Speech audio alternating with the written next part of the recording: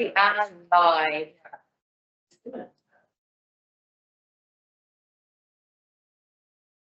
To start on. Yes, please. Actually, the first three items are mine. So go to the first slide. Yeah, there. that'd be great. Thank you.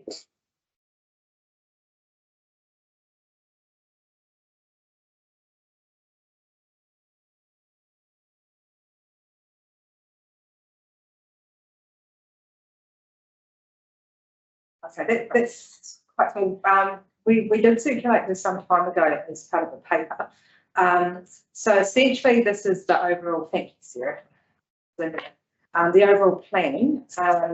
So we are coming to community boards now, talking about sort of the key priorities in your area, key projects, and we are doing this different from the last LTP.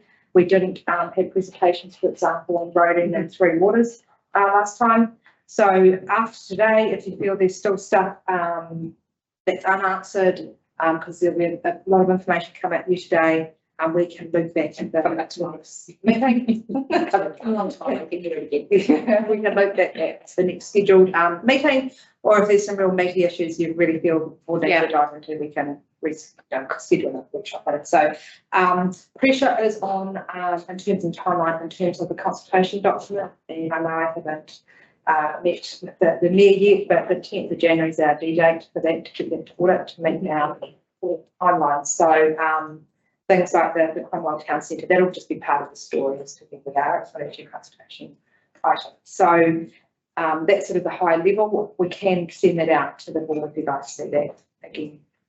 Yeah, as we were. So that is the first item, done in less than 5 minutes. Right, here comes Rebecca Williams sends her apologies. So I'm going to pretend to be Rebecca if I'm not, and we'll try and cover everything that she intended to cover. Next slide, Sarah.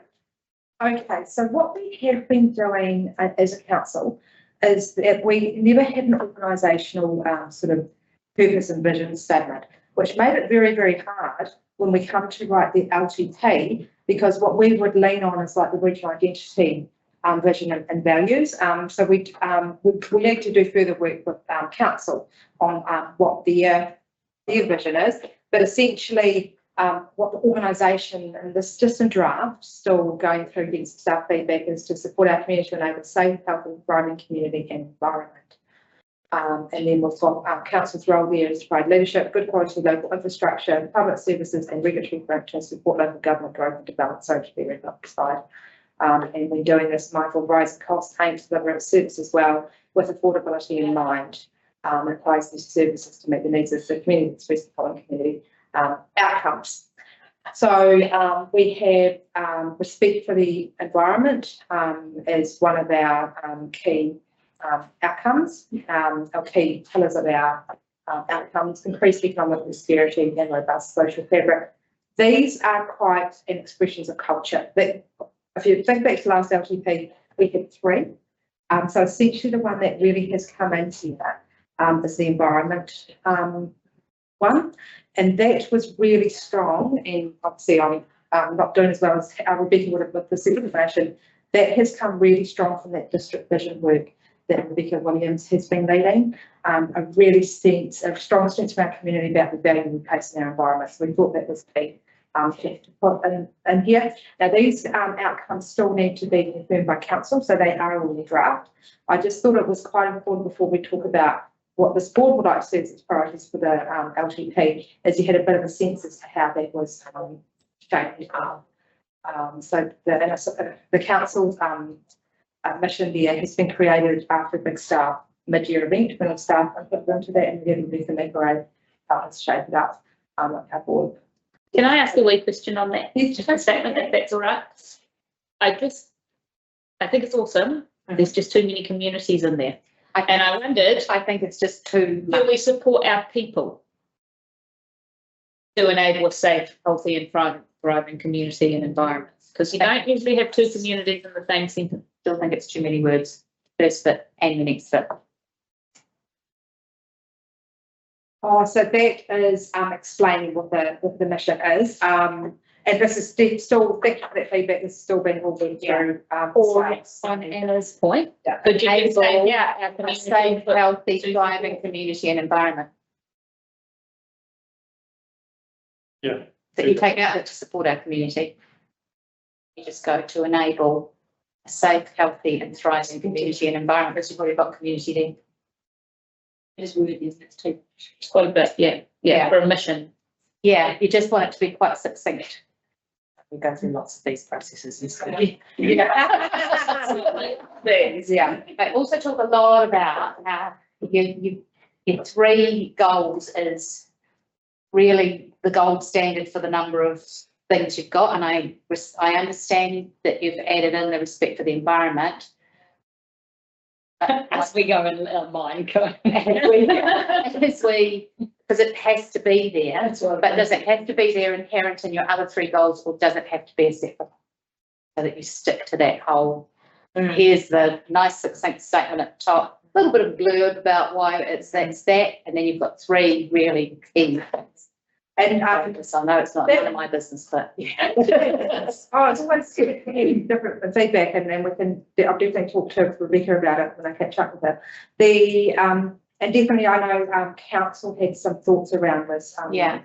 Sarah and came up around the table, and we obviously need to move back to council with us around whether this was landing.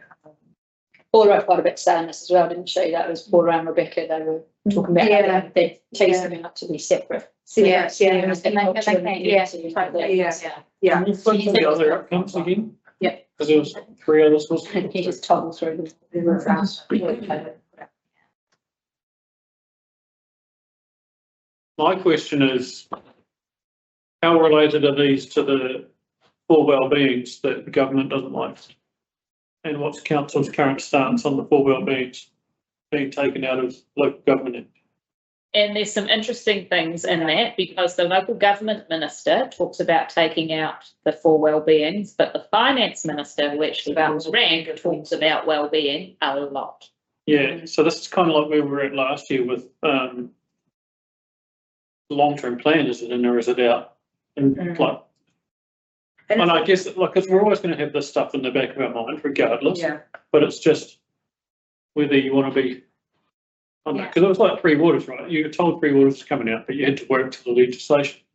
And that's what we're Yeah, so doing at the moment, still to the legislation. But I say a lot of this was really heavily influenced by all that feedback we got from the community on the district vision piece of work. So I agree with you, Wally, there is quite a synergy there with the well-beings, and even if the well-beings go out, the 4 well-beings still actually hold true to what we do anyway. We're just not expressly talking about them. yeah, So it's not to call them. council's always going to be more than just waste pipes. Yeah, exactly. Yeah, yeah, And that's what it was all about. really. yeah. But definitely there is quite a, like, yeah, I guess what you're saying. Yeah.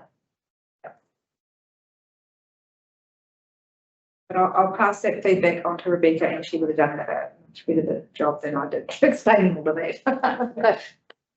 Not saying I'm anti-well-beings, it's just, cheap. Yeah, where the government's heading, yeah. And it's good to have loads of eyes across this stuff, because it can be finessed, and we want it to be punchy as.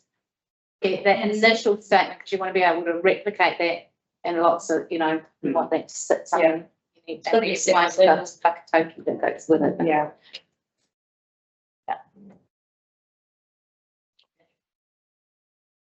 So that's sort of in draft.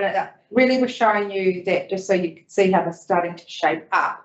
And when we're thinking about our priorities in the next session, just have that in the back of your mind in terms of our activity or linking up to those outcomes. And they are, of course, necessarily high level, and it's amazing in activity how you can link it pretty much everything anyway. But anyway, just simply we bear that in mind. So I'll pass that feedback on. So our next session, sorry, missed that last slide, didn't I, Sarah? That was hard to see. Yeah, so that's just how it might start shaping up. And that there is that's the old ones. Yeah. Yeah, that's the old ones. Yeah, so that's what we currently have, yeah. So that you'll try and do a one pager like that. one page like that for the, and make a, yeah. Okay. Okay. Oh, sorry, before we get to CCB, council priorities. So council has been talking obviously a bit about the contents of which we are operating, and have talked about in some sessions a few months ago where they see their priorities. And I think quite helpfully when council had talked about this, they kind of said where we really think our core priorities are. That's the list that you see down your left. Where there's really no discretion, where it's either legislative requirement or we're committed to it. So you see your problem holes there. And infrastructure is required, so that's the water, the roading, government reform. We know it's on a pathway with some things. We know RMA is going to hit us in a different form again. And of course, we know all about the three waters. And then what you see on the right-hand side there is where there is some discretion to make some decisions within this LTP. I mean, of course, there's always discretion on how much you invest in infrastructure, but probably the ones with more discretion. The local water done well, really more discretion on sort of the pace of the work that we do. And of course, whether or not that CCO option. The community will tell us what they think about that, and that will be a consultation item. From Town Centre, obviously, been quite a part of this conversation around this table as to what that looks like going into the LTP. Council capabilities, looking at what we do and our levels, sort of that those two go and change in council service. So there is some conversation happening tomorrow. Some of it in the open session, some of it closed, around things. Around like halls, for example, hours, what that could look like. We're not proposing, David's not proposing to close halls at this point in time, not closing any of our main halls anyway. So we'll wait for tomorrow to see what David says about that, but council will give us some direction tomorrow on those things. Capital program, we are nearly at our debt ceiling. Well, we would be if we were actually completing our capital program as planned. We would have been at our ceiling in the next financial year. So I think a lot of questions for council around how bad we are at, not bad, how we don't deliver to what we say we're going to deliver. Of course, we budget then to deliver these programs and we don't get there. It was about 60% or something like that the last financial year. So really casting critical lens across our whole capital program. Community facilities, that is a conversation for council tomorrow. And Aaron will go over it here today as well in terms of the ones of relevance to the Cromwell community, and things like earthquake strengthening. Given government's indication, do we take a bit of a risk there and maybe spread that out a bit more, or is there some options to divest potentially? Regional deals, potential there to go off the coattails of Queenstown. And that's then again related to the Grow Well partnership, whether or not there's something that might happen there for us and how much time we invest in there. Understanding that is quite Queenstown's trick. So if Dylan was here, he was at a meeting actually yesterday in Grow Well. So he sort of updated us on that, but it's something that's just a discussion. What is the Grow Well thing? I haven't heard of it. That is around the investment in what I understand, and maybe David, if you know more about it than I do, is the development within the Queenstown area, things like the bed tax and how that impacts Cromwell. So that's our skin in the game is, of course, we were included in the Queenstown Lake Spatial Plan for that very reason, because we're quite an important part. So that's my understanding, that's sort of that continuation of that work. Government's just there for that purpose, but we're not part of that yet. Is that the same? Yeah, I think we're observing, yeah. And We're not actively part of that. That's not one of the chosen regions of the 6 areas. But yeah, no no, makes. yeah, we're not. There might be an opportunity, as I say, swinging off the coattails. How much of an opportunity? We're not so sure. And obviously, a question for council is how much, once we get clarity on that, how much we would invest in that as well. So that's where council is sort of at a high level thinking about get lots of direction from council around projects. Is that the other side there? Oh, sorry, no, we've got the. Okay, so that's just a graphic really of that we had no discretion on our level of services, like things like resource consents, we legally have to do cemeteries, under legislation we have to, and then some areas where we could offer some reduction, not reduction in rates, but less of an impact on rates. Parks and reserves, you know, we could choose to mow the lawns less, you know, David and his team could choose not to water some areas because that is going to be a big challenge for their team going through. We could reduce our customer service staff and just know that it's people will have to wait a little bit longer on the phone for it to be answered and things like that. So we are taking a critical lens across all those activities. Okay, so council. Oh, that's right. And then we talked about the some revenue opportunities. Obviously, the development, sales, endowment, and other land, and obviously that's a real hot topic here. And starting the land strategy work. What revenue opportunities there might be as we work through the Cromwell Town Centre and the private-public partnership. Being in Gareth's area, is there some opportunities? You know, if we look across our whole property portfolio where we could amalgamate some services, sell or lease buildings. Museum buildings is a good example of that in Clyde. There's a lot of surplus buildings there that aren't used by the museum folks. So what are we going to do with those? Targeted rates for short-term accommodation providers. So what that is looking at is a potential Airbnb levy that is to investigate at this LTP with the intention, if it shows that would be beneficial, and the justifications there is that would come in the 27 LTP. So that's really looking at charging those people a commercial rate that's got pros and cons. So we need to work through that, and definitely a con of it is how much resource both Lee and I would need, both in the rating and GIS and in the enforcement side, to actually make that work. We're reviewing the development contributions. So David's also looking at in his area whether or not we include some new development contributions within there. Within that's the park space, isn't it, David? Yep. We are looking at reviewing the volumetric charging.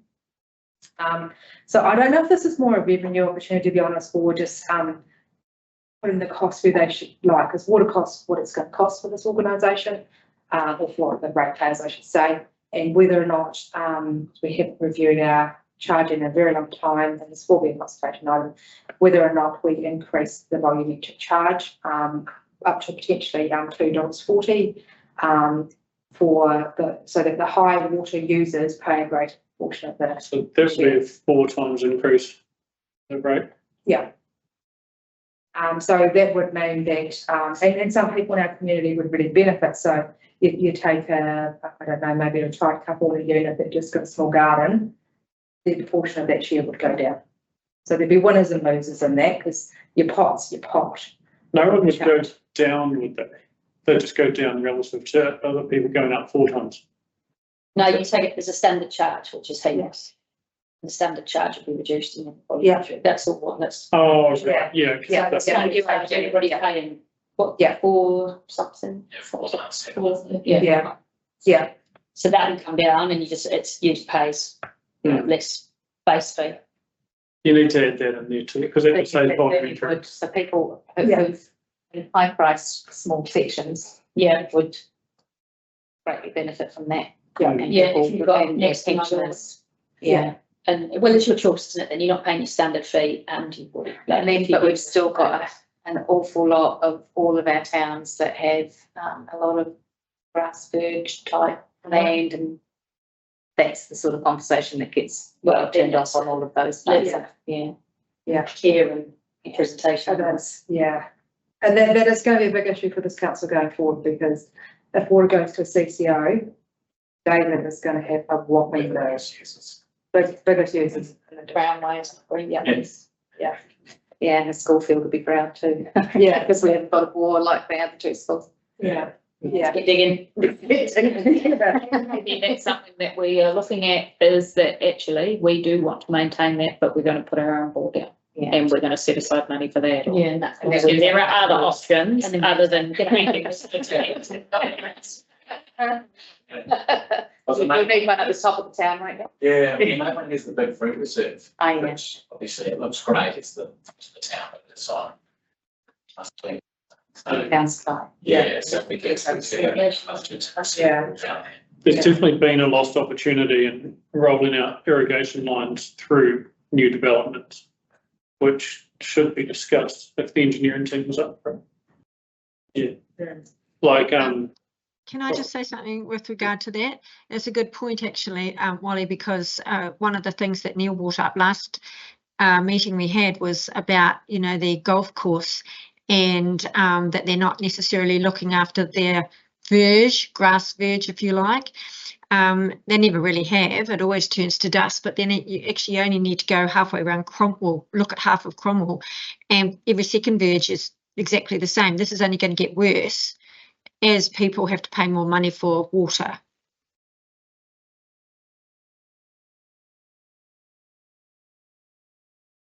No? Okay. No, we agree. We're with you. Yeah, We're totally with you on that. That's Yeah. the concern, is that yeah. we drive fire risk with people not looking after. Yeah. And it's only going to get worse. The more you have to pay, the less people will look after that verge on the outside of their property. But is that, you know, people initially when the price shock hits to start with go like that, and then after, once as people even out, Mhm. you do tend to get back to. Possibly not a price shock, but it's possibly a reduction. Yeah, Well, for some people it will be a reduction, but like when you think of the parts of the town where there's lots of verges, it's a lot of ministry housing, they're actually on big sections, and yeah. Well, you have to know your own in Roxbury, you can water your own in Cromwell, firstly. Give some examples of, you know, Yeah. the average user and a high user. Yeah, yeah. See the- exactly. Yeah, those numbers were really good to put up context, and which person was there with that, and some people Yeah. can afford. I think someone's growing rice in Cromwell from the looks at some of them. The other things that they're doing hydroponically, to be clear. I don't know if you could even put that much water on them, yeah, the grounded plants. Right, Paddy's in Cromwell, that would be nice. New development, wouldn't it? Other thing, fees and charges, of course, we can always look at, again, you know, let's see that public versus private good. But it does have a limit on it, like how much we can put the fees up for pools, for example, that's a tipping point where people then don't use the I got pools. some feedback on the other day, Yeah, £7.50 is ludicrous. I said I'd pass it on. It's $7. Oh, It's not $7.50 yet. no, your staff would probably take it. Oh, the 7 then. It's ludicrous, David. yeah, so that, definitely, you know, we are looking at it, but, I don't think that's gonna be, in the grand scheme of things, it's not gonna bring in massive amount of revenue that's gonna change the rates dramatically, and if we're not careful, you know, if we put pool hires up dramatically, then people They won't read them. they won't read them, so there is a sweet spot there. And David's looking at a revenue strategy for pools and fitness facilities. Do you want to talk briefly to that now or in your session? We can talk about this issue just very quickly. It's talked about it counts in other community boards there's around the world. Well, it's really just sense checking with our community if they would like us to do more things outside of just aquatics. Would they like us to offer fitness facilities and things like that, and really understanding if you guys as a board would be supportive of the station through the LTP as over 2 years. And that would be asking, are you happy with us being in just aquatics? Would you like to see more of a full health facility, you know, like in the Wine Falls provided? And that would, you know, the formal pool's about 1.7 million a year to run. It's offset by about 400,000 in revenue, so the ratepayer picks up the rest of it. If we went into other revenue streams, obviously that would reduce the burden of the ratepayer. So discussion. talking about ring fencing that balance sheet within the building potentially. Yeah. Mm. Correct, yeah. Yeah, and with the goal of being a net zero facility. Yeah. I think this council, That'd be amazing. yeah. I think we're quite challenged with the fact that we don't have big investment portfolios, we don't have enough Aurora. Other councils over time have assets that they can use, and I know around this table, you only can sell that land once. Yeah. And it's gone, so, but within what we do have, we are seeing that there's some smarter ways we can do business, really. Yeah. That's all of the council priorities, it's zero. Okay. Can I just go back? Can I just go back to that screen? Definitely. Just a question. I might have missed something, an answer or something with regard to the development and sale of endowment and other land. With regard to I'm just going to talk about the Bannockburn, the 52 hectares of endowment land. Now, when we were talking at the previous workshop, we were talking about, the cost of developing and maybe using some seed money, and so that it would then be able to develop, and it would be at no real cost then to council, and that any money that was initially provided to the community board to seed fund the development, that would be seen as a loan and would be paid back from the process. That was what we talked about last workshop, yeah? Is that right? Okay. So now, with regard to that, would the same priority, or would the same, not priority, the same concept then go for Plan Change 19? The fact is that council paid for the Plan Change 19 to happen, which actually then did allow that 52 hectares to now be seen for its full potential in terms of financial benefit to the borough. Would that be charged back to the community board? No, so in terms of, have we got all that legal advice, Cheryl, around the government? I did ask our lawyers that question, if there was a risk that we had tainted Cromwell's endowment land, because essentially district money has essentially paid for that. But the legal advice was actually no, which was good. That makes it nice and clean. As essentially, it doesn't matter where the money had come from in terms of increasing the value of the land. The legal requirement is still that endowment land, no matter what it looks like now, must be used for the betterment of the borough. So good question, Cheryl, and we did thrash that out. So no, you don't need, the Cromwell Community Board does not need to pay back the district. And I think the other thing for the Cromwell Community Board, I recall, is when I started, you guys actually paid for the Cromwell Master Plan, which is spatial planning as a district funded activity, but this board wanted to get on with it. And you guys didn't pay us there. Fair enough. So the council didn't pay back. So I think in the grand scheme of things, I think that's pretty safe. Okay, all right, thank you. Yeah. Just another little point of clarification, the endowment land, or the Bannockburn road block, that was a different plan change to Plan Change 19. I think it was Plan Change 18. Oh, sorry. Oh yeah, because okay, sorry, it was Plan Change 18. Yeah. Sorry about that. Principle of it. Yeah, we were. You knew what I was talking about. Yeah, I did. Yeah. Okay. Okay, so now when not long after this board first formed, Louise led a session on the whiteboard over there and Rose in the room, and really talked about what this board wanted to achieve during the term. And I know there's a lot of things, such, the account centre on the end, like we have a land strategy, things that come out of the conversation, and obviously 2 years have passed. So I didn't want to just put that there. I thought it was just a good opportunity, especially I thought maybe with the framing or not of what we saw coming from the community about what they believe is important for this board, is just really to check in with this board around, for this LTP, what are your key priorities? Just to make sure that the Cromwell Community voice is heard. In tomorrow's session at council, all the leads are going to report back on this session. And in terms of, I'll get up for a few minutes and say, this is what the Cromwell Community Board said the key things that they want to be thought about, key priorities for them as regard to this LTP.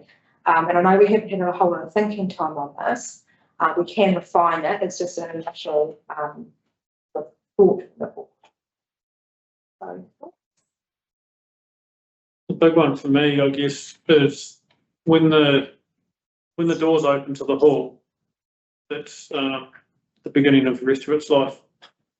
It's kind of where it just starts, right? We've got to go through a whole promotion phase and establishment phase of getting people used to having a memorial hall again, because there's almost you'd almost say there's a generation that have not been used to having it. so really realise the benefits of the investment in the Yeah, hall and make it a true community asset. when you think about Cromwell's population growth, there's half of the town probably hasn't had a hall. The way it's grown in the recent years. When did it close? Did we stop? But even before it had closed, it was really, really minimal use. My sister couldn't book it for a wedding in 2013, I think it was. Yeah. Yeah. And they were still using it because Yeah, I've done their yeah. training and stuff in there, but it wasn't might have been for a different reason. events. 2013 is a long time ago, It is a long time. because they were still having, you know, the emergency. Actually, what in 2014, into 2014. Yeah, but right up until probably 2020, like the emergency services ball was still held in there, the fire brigade still. Yeah, but what a great Some of their stuff. So they're already. Yeah, when I joined this board in 2016, it was still very much open, and it was, and like Anzac stuff was still happening. Right. Yeah, so that's, unless that was at another point at which they thought they had a project that. It would have depended on what phase it was at, Yeah. probably. But this is a facility we haven't had, it's not just the hall. No. The hall was very specific to, you know, the size of Yeah. children and what. And of course, the boards met in there for a couple of years, which was fun. It's not gold. I don't think it And that was- would have been 2017, 2018. Thank you, Sarah. Sorry, we've got one here, Tony Highlands. Yeah, sorry, I can't find the problem one, but. Oh, the wrong way, I said that. I didn't Yeah, highlight we've seen it. Tony. Yeah.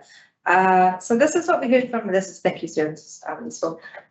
So what we heard from our community for Cromwell is water supply, economic development and community development are really some of the key priorities, and a slight shift from 2023. Of course, it's a snapshot in time, it depends who answers these surveys, and it is just one thing to use. Halls and stadiums, unsurprisingly, last year was a topic, and car parking has dropped off your top three. But yeah, water supply, LED and community development. Might be the interesting thing in these surveys, if we actually ask the community, well, what do you mean? What do you understand economic development means? I think we'll get a whole lot of different responses around that, but that's just a guide to the board as to this. Meeting.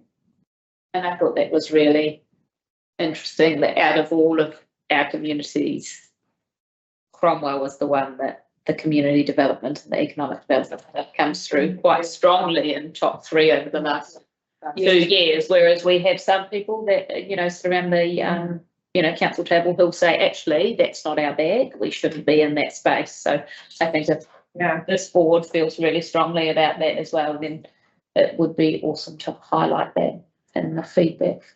It would be really interesting to know, wouldn't it, Taylor, when, say, I was a Cromwell person answering this, if I was thinking economic development, if I was thinking the town centre.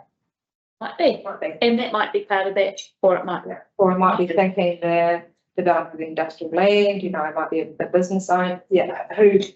generalised was like you, to gauge the relevance of an answer, it goes back to the question, right? And was that question from a drop down tick box, or what was the nature of that, or was it generalised from written response? That's a fact of things. And I've seen it raining, I think it's a rain.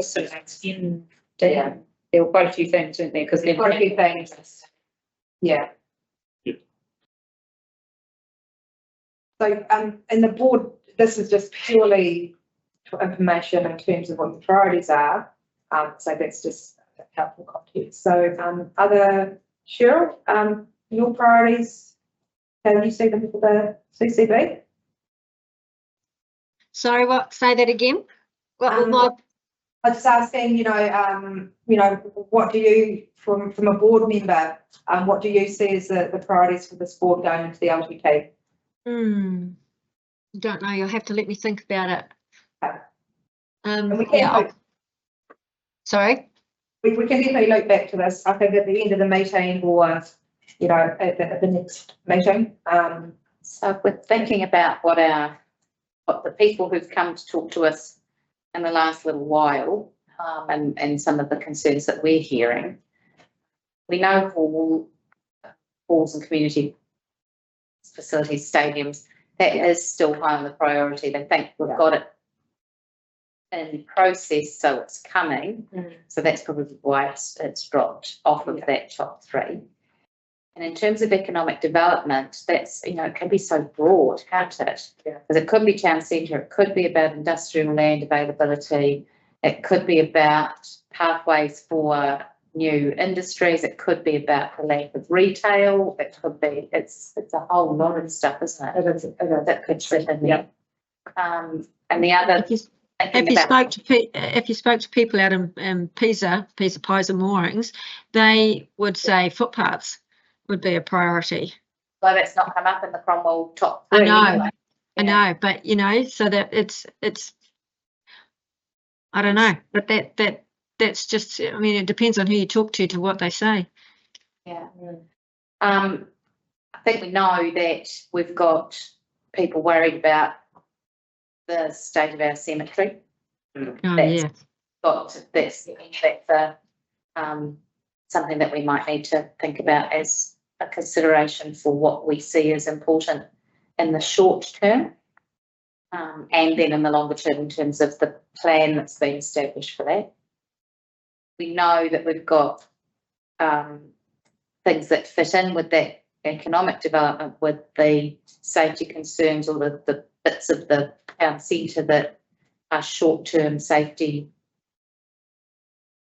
grades. And then, as we talked about in the workshops in our last meeting, that thinking about putting some placeholder money in to ensure that the town centre remains talked about at each long-term plan process, so that when we get to the 27 one, we know that we'll be hopefully at design phase and getting things moving again in that space. And hopefully we've got other streams of income coming in that will help to offset the cost of that. And those are two things that I think are strongly in there at the moment. Anybody else? There's the sports club. Yeah. They were in line for the LTP last year and then got pushed by a year. Yeah. So that's a discussion we have to have as a community. It's a discussion we have to have, I think, as a community, to ask, is this something that you want community board council to spend money on? Is this our business or not? Because that's a big question, not isn't it? It's our level of involvement. It's our level of because it's not yes, it's on our land, but it's not our building. Can I ask a question with regard to the meeting that was on Thursday night? I had to leave earlier. Was there anything that came out of that meeting where you could actually say that there was some priorities that they were talking about? I'm not sure whether they talked more about the campground on that same 92 hectares or whether they just were talking about the sports fields or what. But was there anything else that came out of that evening? The campground wasn't really talked about. It was very much about sports fields and about the long-term possibility of there being an indoor facility on the land. Right. I mean, I think when you've got, because we had all of those groups from the equestrian perspective, and they're all fighting almost for their bit of land that's pony club or eventing or cross country or racing, that now seeing what happens over the next 30 years in terms of some of those things would be an interesting thing, because at the moment they're still claiming that a very large proportion of the land is used for equestrian purposes. Okay. Back to the sports club development, is that in your presentation, David, or is that a grants question? What's going on? No, it is in our presentation to the discussion. Okay, the discussion today, so I'm going to let you that. Cool, yeah, because it is, I mean, it's been there on the table for a long time. Yeah. And they have there's certainly an expectation from the sports club that the community board / council should be stepping in to put funding toward this project. Yeah, Endorsing. Yeah. I guess that's the conversation on how much I think years ago when it started, it was 250. So we can take it compound. And and I think we've pushed back, so it has to be in a process where it actually goes out to be, it's a lot of money. Yeah. Yeah, that they're asking for. Yeah, and just really quick on the race course, there'll be a summary document that comes to this board. Yeah. Just as that, so. Was it a very interesting evening, wasn't it? Yeah. Wasn't it? Is that summary going to be the summary of where we've got to with, I couldn't remember the details of the bore we approved subject to funding or something. Yeah, that is the one that's down nearest, in that bottom corner, yeah, Prohibitive to power. yeah. Yeah, be good to get just so we're all clear on where we got to with that, in case there's anything that we've done to hold it up or anything we can do to keep it moving. And counter to the, senior rugby club's view that there are enough fields and they don't need any more. When I've spoken with Carla Needy today, she said we need, junior rugby needs a whole lot more fields. We can't just be looking at the college first 15 and the Prem team. We've got to be thinking about the several hundred kids who play. Yeah. There was a presentation based on facts and census data and expert opinion. I think that needs to just override our general feeling on where we're at to a degree. Let's go with the experts on this. If they say wasn't how they feel. Well, the 3 million others really just want to keep the fields, but I think at the end of the day, Yeah, we're looking at some of the stuff that came from the really loud voices was because of that concern that if things are shifted out there, then the sports club redevelopment falls off our radar as being something that gets done, because there'll be different uses for Anderson Park. But what I'm hearing is that Anderson Park is most likely to stay as the premier ground for the I rugby did club. find it odd that it wasn't part of the discussion last Thursday. Yeah, it was a little bit, depends what table you're at, I suppose. Yeah. It wasn't facilitated No. as being part of the discussion. No, it wasn't. So what have heard from the board, and terms of the key things that you're thinking of into this LTP is really realising the benefit of the hall as a true community asset. The cemetery, Yes. improvements there, town centre, initial safety improvements, and then that money to fully develop up what the future could be for the 27 LTP, sports club development that David will come back to. And potentially consulting on King Board's level of involvement, so where that conversation goes today. And then touched on earlier and just checking that, I presume it is a priority for this board, as sort of the land strategy / land sales. Anything else? Yeah, we can't forget people that have submitted in the past, like Gordon Stewart, about sealing cemetery at Sandflat Road. So that's, so as I understand it, it's in the long-term plan, but we just don't want that to get forgotten about. Like, I think it might be planned for, I don't know, 2 or 3 or 4 years' time, but that's in the long-term plan essentially. So we're essentially taking current long-term plan projects and checking that where they're at. Yeah, like if people have been to submit in the last 3 years, then they shouldn't be But if we forgotten. shelve it far enough out that we can maybe tweak it by the time we get there. There's a few of them, aren't there, that get rolled over into the not yet file. Kirky's going to present on the road and budgets today, so we can ask him where that's at and check in. He knows exactly what the answer is. It's just, we need to, I guess, like me in my position, do I need to be seen to be reiterating this? Or, because I'm guessing previous submissions and like what happened in the lead up to the last LTP that didn't go ahead, can that be taken as read and included? Or is this us checking in on it now? So every LTP essentially, we put stuff in years like 4 to 10. Depending on how the budgets are starting to land, we do reprioritise programs. So exactly now is the time to check in with PP when he talks. Hey, what are you looking at doing on my ward? Where's that right at? So now's definitely the time to check that.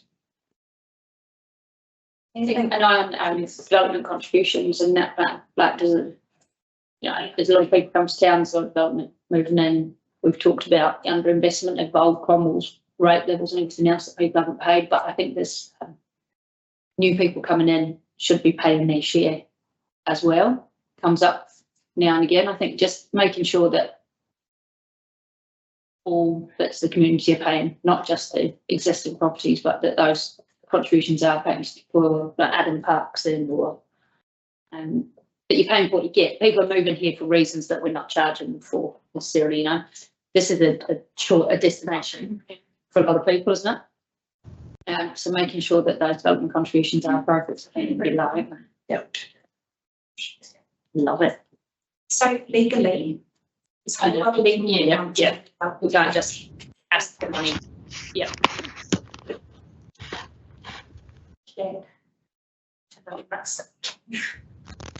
So now own development contributions and new facilities.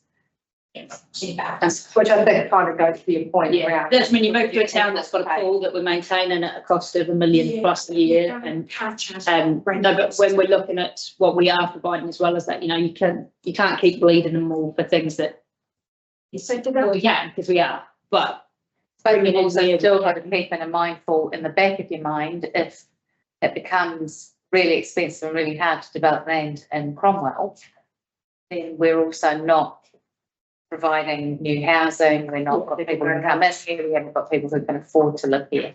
development contributions are coming from developers. I know, but the developers pass on their costs. Yeah, I know, of course they do, but They carry on filling their own pockets from what I can see. But they're not the operating costs. no, I understand that, but development to bring up, but yeah, like, I think in my mind, we bought in Summerfields back in the day when that first came out on that very first traction, there was greenways, all like there were linkways all the way through there, and we thought this is going to be great. So it's the newer version of Wainga Drive, you know, just newer houses, but same link, it's awesome, get to school. By the time we'd built our house, one linkway remained, all the rest had been turned into houses, and there was only a footpath on one side. So my kids had to scooter on the gutter to get to school, quite different to what you buy. And then it's about like, oh, well, we took land or we took money for this, but we didn't specify what we were doing. What we bought is not what we got. Now, it's not Northlake and they took the tennis courts away, but it's still for a family with a 5-year-old scootering to school. It was actually a really big deal that we lived on a side that didn't have a footpath and the kids had to scooter in a road. And it's not a massive thing, but it actually, when you're looking at people coming here and being a safe community and all of that stuff, those things are actually. I think Summerfields has always been taken as the one that we maybe didn't get. Didn't quite get over as we should have done. But you know, that's a good lesson to remember. Yeah. And Pisa with the footpath, I had a conversation with somebody in Pisa today, and the Peaks email regularly, and Simon was sitting on our table, and we laughed about how they email about the footpaths and they installed the footpath. So, but if you were one of the people that bought the really cheap section back in the day and you cashed in, and the deal was you do your own, and everybody went, yeah, and then the next phase of sales, they went, oh, cash in.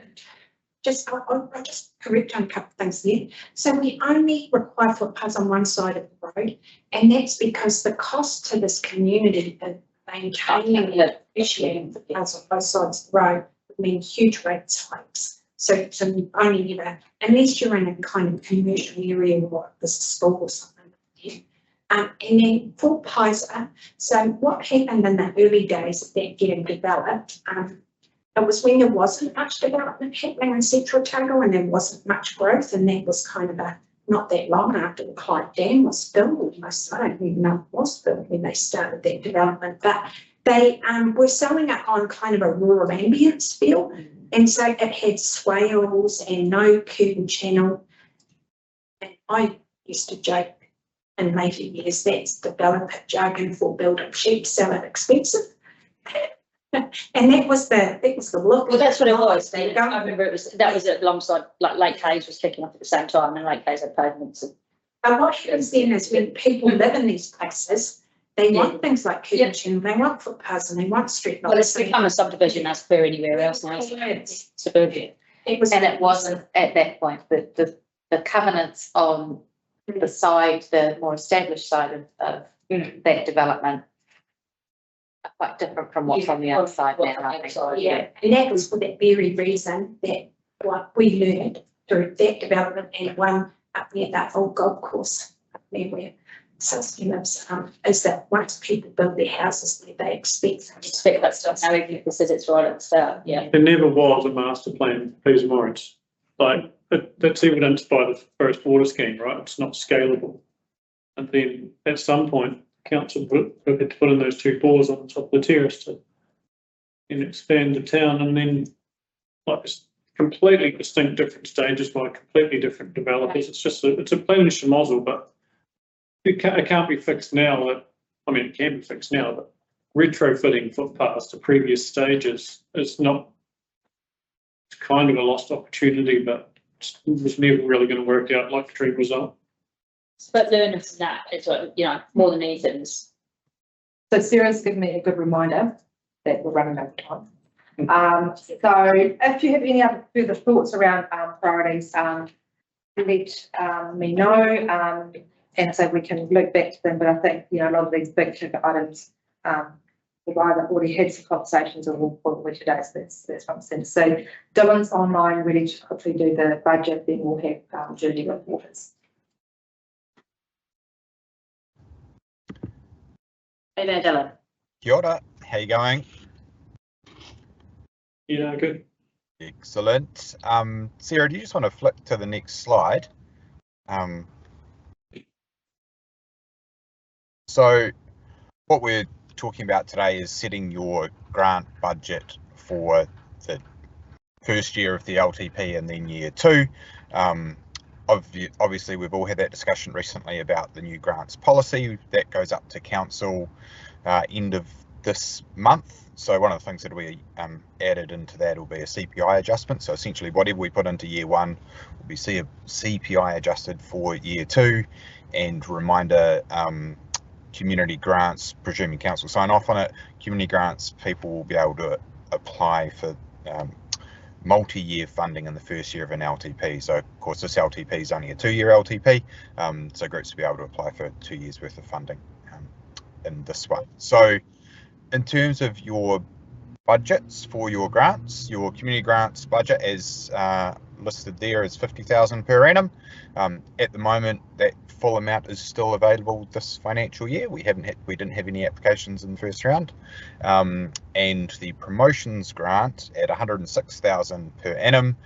You've got just over 11,000 left to allocate. Obviously, typically Cromwell Promotions Group take up a large portion, but what we've seen in the past is that fund is generally exhausted every year.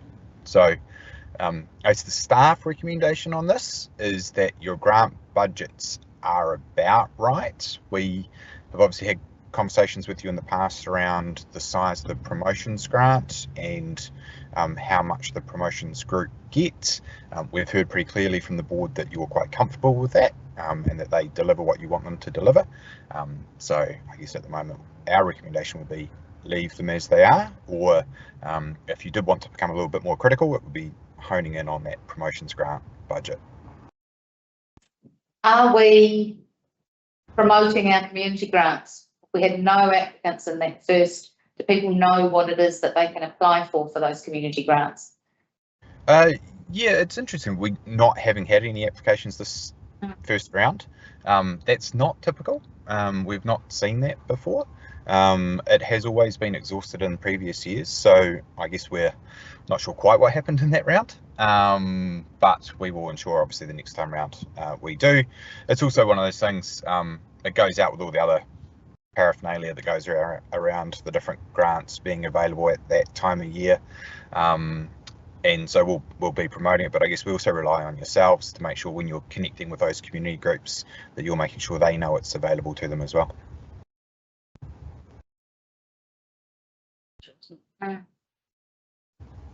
Yes. We haven't had that one all that long, have we?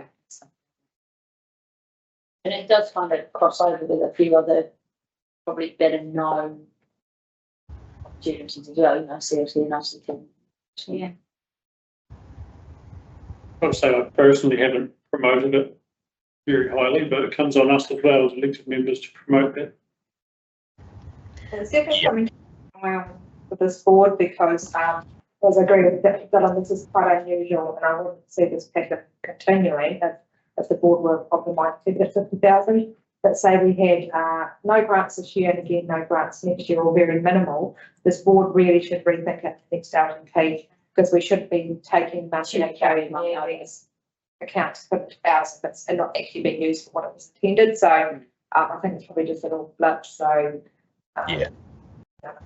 I think we've got to be a little bit realistic on the size of the pool as well. I mean, the sample size, I guess, is the terminology where there's never 20 people, so a reduction of 5 would be 15, right? But if you've only ever got 3 or 4 people coming at you, if 3 or 4 people don't, then that's a 0. So, you know, it's a pretty small sample size for judging what's happening there in terms of activity. Yeah, yep, that's a fair point, Wally. There are probably some groups that used to come to us for funding every year from the promotions grant that we don't hear from as much anymore, like the Central Otago Arts Trail Trust and places like that who looked at grants in the past haven't seen things from them. Definitely got a couple of ideas of people that could apply. So it's, like I said, it's on us a bit to promote that as well. Yeah, it is, right? It's about us all as an organisation and as elected members just reminding people that those grants are there. What we have seen is there's been greater demand in other communities on those grant pots as they're struggling to get money out of other sources. So Cromwell is a bit of a, I guess, an anomaly from what we've seen in the other locations and particularly at council around that community grant fund. So I don't think this will be a pattern. I think it's just a bit of a strange anomaly as a one-off. And sort of out and get money gone. Some next projects that we just spend some cash on. Yeah, cool. If you're happy with this, you'll get another chance to reconsider this. So what we are going to do with the grants and anything today that ends up being something that is likely to hit the consultation document, we're going to bring this in a paper to you at the next meeting because we will formally recommend this up to council because it's obviously has a direct rating impact and potentially that's because conversation and David's up at the table made as well. So we'll Dylan and the table will put this into a paper and we will I think in December. Yeah. The other bit I should have mentioned at the start, not that it has a direct impact on this because it's a line item grant for you, but the museum grant that you currently provide for them to take care of the items in the museum, that will obviously now go to council based off the district funding discussion. So your community will be relieved of that grant. It's not really being technical, has it? It's a line item. Yeah. Yeah. Yeah. So it doesn't affect this. Yeah, because we've got a different relationship with the Cromwell Museum in terms of how it come about in terms of being back in the day actually belonging to the borough, and then a trust was set up. So it's got a different history from the other museums, so that's why it was considered more the level of service rather than the Cromwell community museum. All right, Dylan? I've got something else to add, I suppose, from a community grants perspective. There's still a lot to go through with the operation of the hall, but we could look at there'll be room hire charges presumably. So for certain groups, we might be able to relieve those charges, and that could fall into the community grants type category. Yeah, absolutely. So I think that's a conversation we'll have when we start having that business model conversation. But I think we absolutely that's where it fits. Yeah, we need to be considering some kind of, like what Dunedin does. They have a community access grant, which essentially the community can apply to be able to access venues that sit within Dunedin venues. So it'd be something along those same lines. But that's probably part of that later conversation that is to come. it could be that it's the third of three. The additional grant pool, or it could fit within the community grants, but yeah, it's probably more of a discussion for the operation model. Yeah. Well, yeah. it's related anyway. Yeah, definitely, they're all connected, right? But I think for this piece, we'd leave these as, you know, as we've discussed, and then we've got that other piece coming.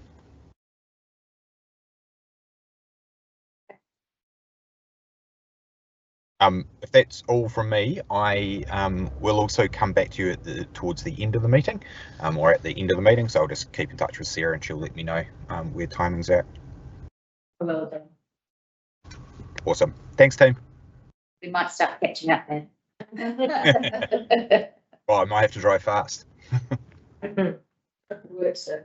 Okay, Dooley and Three Waters.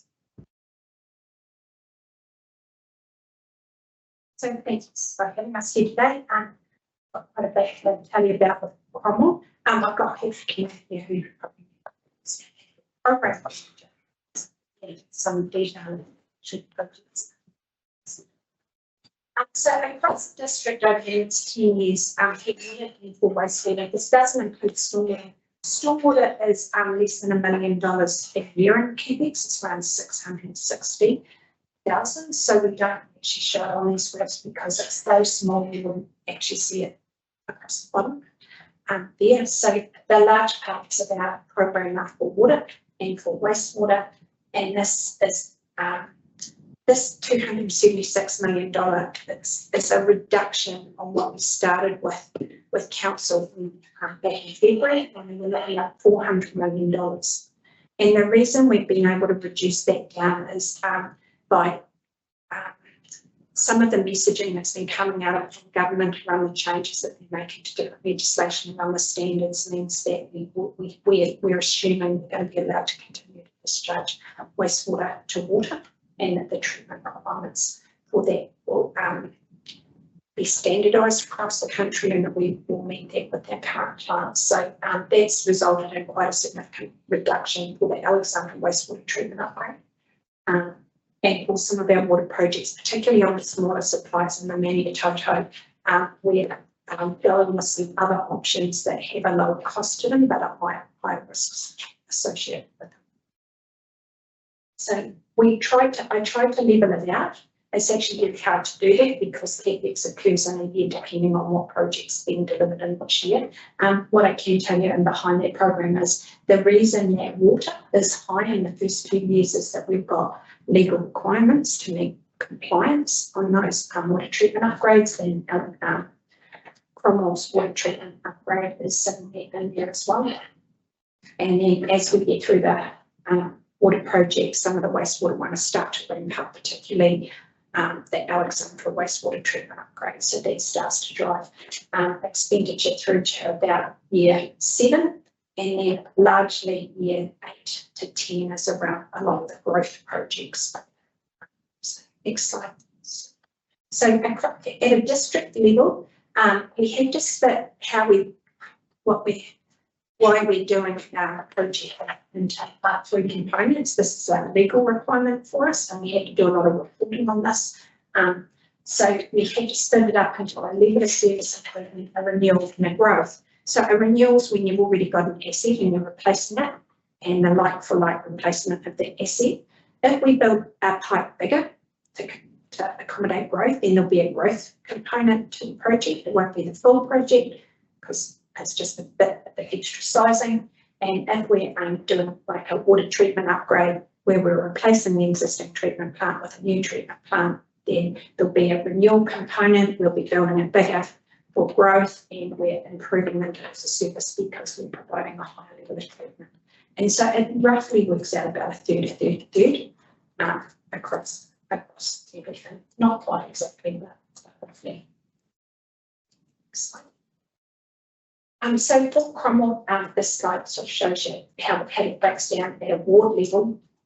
So just to give you a bit of context around the Cromwell supply relative to the rest of the district, if we take the number of water connections, that shows that you're 46% of the total water connections across the district. So probably it'll be similar for wastewater, 46% of the connections. And and you look at that expenditure by the ward for, what you've got to remember here is that some of our projects are at district-wide. So when we're doing pipe renewals, we don't go and have a budget for Cromwell's pipe renewals and a budget for Alexandria's. There's just a district-wide budget, and we spend that money in the particular year when it's most needed. So there'll be some of the district-wide funding will get spent in the Cromwell ward, but projects that are specifically Cromwell related, for water it's 35%, and for wastewater it's 22%. Now the reason why Vincent's so high for wastewater is because its consents are coming up for renewal for both Omaka and for Alexandra. So we had to do upgrades on those plants.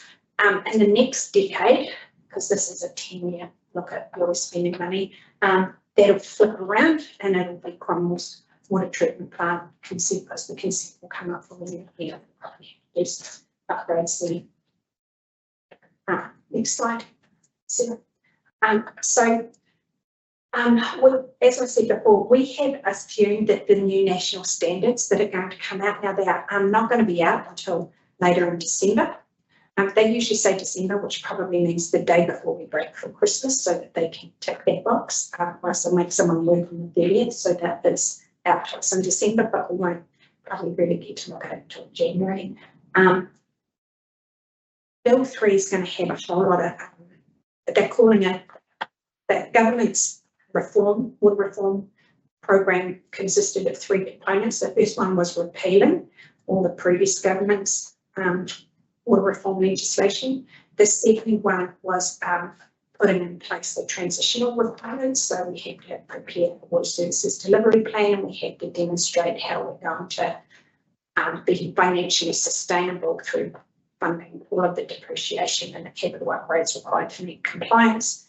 And then Bill 3, which is due out next, is going to have the enduring settings, which has things like economic regulation, minimum standards, national standards for engineering design, things like that coming with it. So we're all waiting with bated breath right at the moment to see what it says exactly. So we've made some assumptions around those standards, and currently the Cromwell wastewater treatment plant, after a number of years of not operating within its consent limits, it has been operating within its consent limits now for a reasonably prolonged period through the winter. It's compliant, which is usually a tricky time in price for winter. Why did you do that?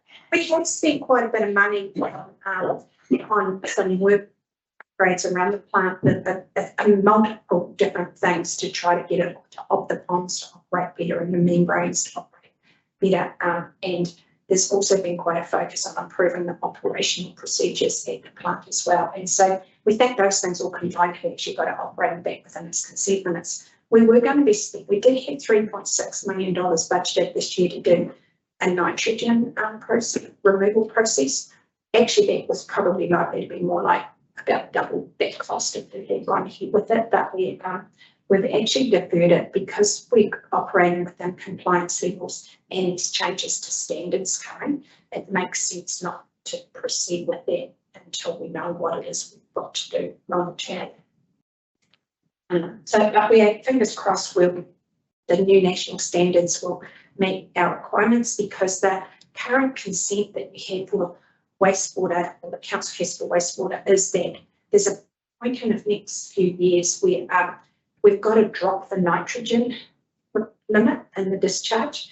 And it was one of those weird things that I think when they were negotiating the original consent for the last upgrade, there was probably a project manager involved at the time who was trying to get that consent through and get the project moving. And there were some people making a lot of noise around nitrogen limits, and he probably agreed to a reduction in that level within the next sort of, in 10 years' time, it's probably around 2028, because that would have been 2018 when that consent was getting negotiated, which to him at the time probably seemed like a really good outcome. When you're here in 2028, they think it's not such a good outcome. So that when these national standards come out, we'll have a look at what they say, and it may be that we actually apply for a new consent from if that's in our favour. So we will be doing some more nitrogen removal processes, which will be significantly higher than the one that we had this year. Yeah, I think those projects that Julie talked about, we did about 4 intervention projects that have improved the performance of the plant. And in the winter, we monitored it and it was in its consent limits. So it seemed like the right thing to do instead of diving in and trying to do the nitrogen removal process, just see how those advancements that will take and go through this 12 months and another winter period and see how it's functioning. Was it local or was it? Before throwing another massive investment at it. And also wastewater treatment plants are quite finicky things. You've got to, you know, they're living, breathing organism pretty much. So you've got to sort of let them take on board the changes that have been made rather than continually intervening on them. I think actually the consent comes up in 2031, and that 2031 really squeezes the nitrogen limits to, if I'm being honest, almost impossible realms. So we want the opportunity to see the interventions we're making make a difference. The outputs of what we're putting into the freshwater body are not egregious, and then, like Julie says, maybe look at a variation to the consent that's more pragmatic. If we had to meet those consent limits in 2031, we probably need to start with a discharge to land. Yeah. And that's going to be in the hundreds of millions of dollars. I'm also, you know, yeah, so forget about sampling broken, except. Full spray of sewage. Keep the dust down. That goes high, it will keep the dust down. Yeah. So what is really important in Cromwell because of the growth demand is that we get on top of, so what happens is when it rains, we get more wastewater coming through the system. And that can create issues in pipes. We have a manhole drain in the park, we have some issues with at times that can blow the lid off the manhole if it's raining too much. And also it affects our ability to get compliance on our plants if there's too much stormwater running through them. So we will be doing quite a focused effort on dealing with property owners that have connections, stormwater connections into their wastewater pipes. And we do that by pumping smoke through the network, and then it comes out people's spouts, places where it shouldn't come out, and then to identify that those properties have really got a connection into the I know that's been going on, but how much of the town has been smoke tested? Not a lot. No. But it shouldn't, I mean, yeah, we would hope that we don't have to do it on the orchard properties, but unfortunately people sometimes do these things. Is there a way that property owners can look for themselves, that we could go out and say, go out and have a look at your downpipes and see if it goes onto the ground or if it goes somewhere else? Is there anything? I'm not too sure about that. There's some, I know building work renovations, particularly you go around, and I've been to a few houses where downpipes just go into a gully track. Yeah. Like it's really bloody obvious. There's certain generation of housing that's just how they're built. And there's probably quite a few of them in Old Cromwell particularly, aren't there? I think that's where smoke testing gets focused. Right. Yeah, I mean, that's a visual. You can walk around and you can see a downpipe that goes. It would be nice if we could, because there are people in our community who will want to fix it if it's a problem. Do the right thing. Most people who it's been identified with had an initial letter sent to them, but we didn't have really any mechanisms for following up when people didn't do that, even if they didn't do it. So Is that a legal mechanism or is that staffing? well, both. But even if we had the staffing, we don't have the legal mechanisms at the moment, so we do need to define all of this. Yeah. But I'm just thinking, could we put it out there now to people? We are looking at options to make you do this. In the meantime, you might like to go ahead and do it yourself. Yeah. Yeah, and look in the new year, probably look at some education around this, but at the moment, it's just a stretch trying to get all this stuff done for LTPs and pursuits. Is there a notice to fix or anything like that gets issued when you do buy a property and it gets identified? Because it's on the limb, isn't it? If you know about it. It would be on those properties that we've sent these to. So what happens if they've had a letter and then you sell it and it's recorded on the limb? Yep. So what happens if you buy that and if you sell a property with that outstanding that's, I mean, that's not great, but if you buy it knowing that's outstanding, is there a notice to fix issued then because you bought something knowing that that was, because that should be a penalty. Because we haven't got any. Legal requirements to make people go on. The legal, it's not covered very well under the Building Act. So we I mean, what's the point in us identifying it unless these people are good enough? And if you, Yeah, that's what makes we it. have a challenge. So what we're saying is this is a piece of work we're going to be working through with lawyers and different advisors to say, okay, how do you actually make people do this? And the people who would have done it, did it. yeah, they're not going to done this next, the ones that haven't. But if you bought a property and you knew it was there and you knew, I mean, due diligence is one thing, not everybody actually does it or understands what they're reading. Yeah. Are we making it clear enough when people buy a property that that's the case and it needs to be addressed? It is clear on their numbers because we followed up on that issues come up by councillors. Yeah.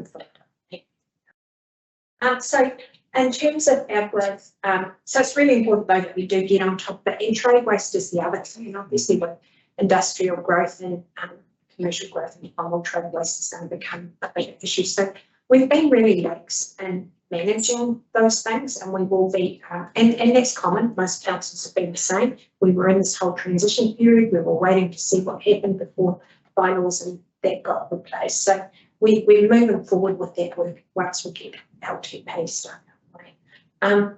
So from growth, we had $22.4 million worth of work in the Cromwell area in the next 10 years, and that includes reticulation upgrades, the low burn pump station and some reconfiguration of the low burn network, and membrane treatment capacity upgrades.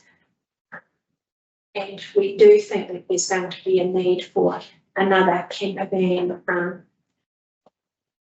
dump station site within Cromwell. The location of the current one isn't when it's busy, it's not really very safe down there.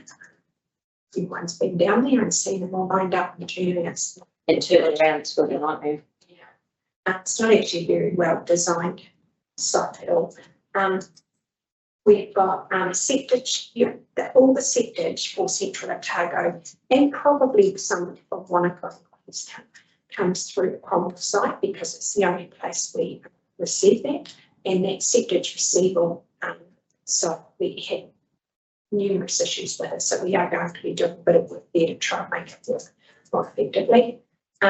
We are doing, so with the hydraulic modelling, we have got a completed upgraded hydraulic model for water for Cromwell. So that tells us where the water's, how much water's moving around the network and what the demand is, and as growth happens, where are we going to have pinch points within our pipe network. So we have a lot of upgrades for water identified, but the hydraulic modelling for wastewater hasn't yet been done. So at the moment, they are actually out there putting flow monitors and manholes around both the Cromwell and the Alexandra networks to so that we do some flow monitoring of stormwater and normal use now. And then that will feed through to the hydraulic models, which should be ready by late June. Well, they say June. I know with modelling, it's always late, so we might be sort of August, September before we actually see it. And yeah, the membrane up, we will get someone in to give us some advice around what the implications are of the growth from the treatment plant as well. Excellent. So what was the time period for that $22 million? That's for the next 10 years. So for water, we've got the new Cromwell Wharfield and Treatment Plant project. It's across year 1 and year 2. Most of that expenditure actually falls into next financial year. We do hope to have contracts out early next year. Yeah, there'll be a report to council go up in December to approve procurement. With that, we're working through the sort of final stage of the designs now for the ball field upgrade and for the water treatment plant. So once that's all together, we'll get an estimate of that and put it up to council and then early in the new year.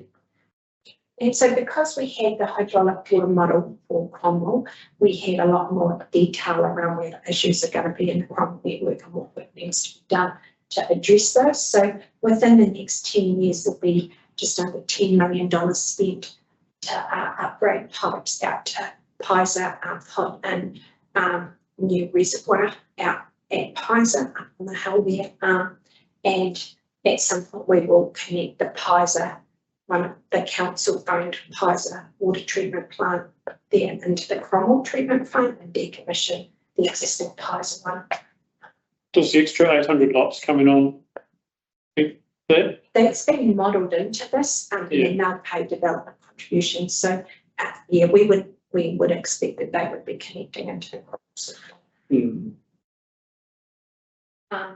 So What if they start tomorrow? they're not starting tomorrow because we've had conversations with them. Yeah. So they're just gonna have to travel through the legs. But we do have that reservoir work progressing now and hopefully getting into construction next financial year. So we expect to be really ready. That's sooner than otherwise planned, isn't it? I thought it was like 2029 or something. for Tank. Take it early though. For what, sorry? Thought the tank out there was going to be later this decade, but you're saying next year. But I can't remember exactly. We've got money in this year. We said it at Pisa. Pisa. why is it? Oh, yeah. So, It's in the next sort of 3 years. yeah. So it's in Is the it finished? Was it? 3 Yes. years. Yeah. We're just beginning investigation work. There was actually a designation for it and all that, but revisiting on the site. So it's actually being done in 2 stages. There's 2 reservoirs to go in, and we'll build the first one and then later on the second. Yeah. Okay. So there's an upgrade around Ripponvale and along to service at Pisa, Pearson Road area. Needed is also road Bannockburn. That's actually one of our highest priority ones, the Bannockburn one, or parts of it are, and that involves another reservoir there as well. I struggle for firefighting mechanic right now. No, they're gonna have pressure supply issues out there. Yeah. That's more than just firefighting, yeah. And from there's a range and upgrades. As far as even so, what is really important to us at the moment, and it's quite a challenge for us, is understanding what developers are attending with their land. So I drive into Cromwell with Patrick and I go, they cleared all that land there. I haven't seen a consent for it yet. I don't know if council's received a consent for it yet. I hope not, because I hope they'd tell me, but I don't know what their timing is. The fact they cleared it makes you think they're planning something soon. There's that industrial one for Sarita. I haven't seen a consent for that yet either. How many lots that is? There's the council development. They had actually talked to us. Thornton Hogan had spoken with me, come in and met with us around the Pisa one, but we are having to just make calls about we need to get this one moving, this one needs to happen first, that one can happen later. But if suddenly Thornton Hogan slowed down and something around Cromwell speeds up, we've got to swap things around, and we have quite significant debt constraints, and we front fund these projects largely to get the development contributions that are coming in to fund them. So I think our debt with a Standard & Poor's rating, I think it was around $225 million is our debt ceiling. And so, my program for 10 years is 225 million, so about 276 million, so they're a nice problem. So just with hydraulic models that are on fire, without them, it's like driving blind to be in this. We just don't really know where the issues are going to happen and keep us stuck to happen. So, excellent. So in terms of our capacity, we're going to talk about the models. We have done all the clean change 19 spatial plans and models. So any upgrades that are included in that program are to enable to service that growth, but and it does a 10-year horizon, a 20-year horizon, and a 30-year horizon, so that we can see. But it is very, as I said, very subjective depending on where the development tends to develop. We've had to make a lot of assumptions on that. And so we're not making any provisions for land that's not designed under Clean Change 19. So if somebody suddenly decides they're going to do something different, there's a risk that we might be saying, we can't sort this issue, we're not getting connected because it wasn't part of the plan and council. There's no debt capacity and we can't make this happen, you should pay. So just to give you a bit of an idea of what the hydraulic models give us, they'll give us this example, obviously a deficiency, high level deficiency kind of plan that shows that these are the areas where you've got some issues. Next slide. And then it kind of gets into more detail where it will say, the blue bits are all fine, orange, different priorities where you need to do upgrades. Then the next slide. So our pies are being doing this one where it'll actually get down to telling us this is exactly what you need to upgrade and what you need to do here and be able to continue to service growth. So obviously reducing water demand is getting really important again because we just can't get enough water demand to service everybody otherwise. Our current volumetric charge at 60 cents a cubic metre, it's only increased 2 cents since it was first introduced about 12 years ago. And what's happened is the uniform annual charges continue to go up every year, but the volumetric charges stayed the same. And in order for us to be comparable to other locations where volumetric charging occurs, we need to really increase it by about 3 to 4 times. So it will be in our consultation documents. There's a specific consultation item, and it's going to also impact on the parks and reserves rates. It's going to probably shift cost away from the water budgets into the parks budgets. Student charging. Next slide. So the reason we've gone through this with council, so for those who are on council, sorry, it's a bit of a repetition that we do, but it does provide a more realistic cost from the value of treating and distributing water. So people think water's free, and it's free if you want to go into your bucket and get down the main. But if you want us to deliver it to your house treated, it costs a lot. It'll actually improve the economics of some of those very large water users, considering putting a bore in to do the irrigation. And in the Cromwell ward, there's actually some really significantly large water consumers who could look at other options, who there would be viable options for them, but they're probably, it's not, well, at 60 cents a cube, it's probably cheaper to get the treated water than this down. We need that capacity, obviously, for growth.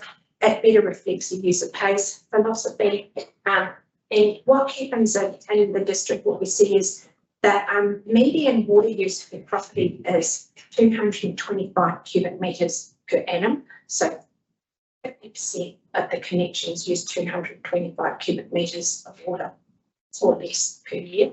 The average is 325 cubic metres, but there's quite a lot of properties using around 700 cubic metres, and then there's a number that use like it's quite obscene amounts of water. And so what happens is those ones who are only using 225 cubic metres are effectively cross subsidising the large users. So this better allocates cost where it falls, and it helps drive incentives to actually deal with the leaks and the problems on the property and some more efficient irrigation, and consider whether you have to hit the greenest lawn in the street. I've got a random question. I'm sorry if it's building consent related, but how hard do you think it is to put a grey room system into a new house these It's days? actually quite hard, I believe, but it's not my area of expertise. But I need to ask Lee, but it's not straightforward, is my understanding currently. But, maybe the government will look at that as part of some of the stuff that we do. It's quite a difficult one. It's almost that falls into the too hard basket. Yeah. Consenting quite often that we don't bother. Could be the new solar panels, eh? Yeah, well, yeah, it's potential, but rain chains and tanks and all the rest of it. There's options, but it just falls into the too hard to get so many RFIs, and it's not worth the time. Yeah. That's what I've heard. I think, the key thing message that we'll be giving the public here is that this is not about a profit. And when the uniform annual charge goes up, when the volumetric charge goes up, the uniform annual charge goes down. And if we look across New Zealand at councils that volumetric charge, we have about one of the very highest uniform annual charges. And so it'll change the pot of where the money's coming in, how the money's coming in. So means some actually, yes, savings, probably around half the properties will get a saving and the other half will get an increase. Fair. Way better distribution. And I will say it today, is one of the things that studies have shown that a high meter charge and a low electric charge actually benefits higher income households, because lower income households traditionally use less water. So it helps part of that conversation that we were having last year when rates got set about people feeling quite aggrieved about the rates increases. That will help them give them some control around what their costs are as well.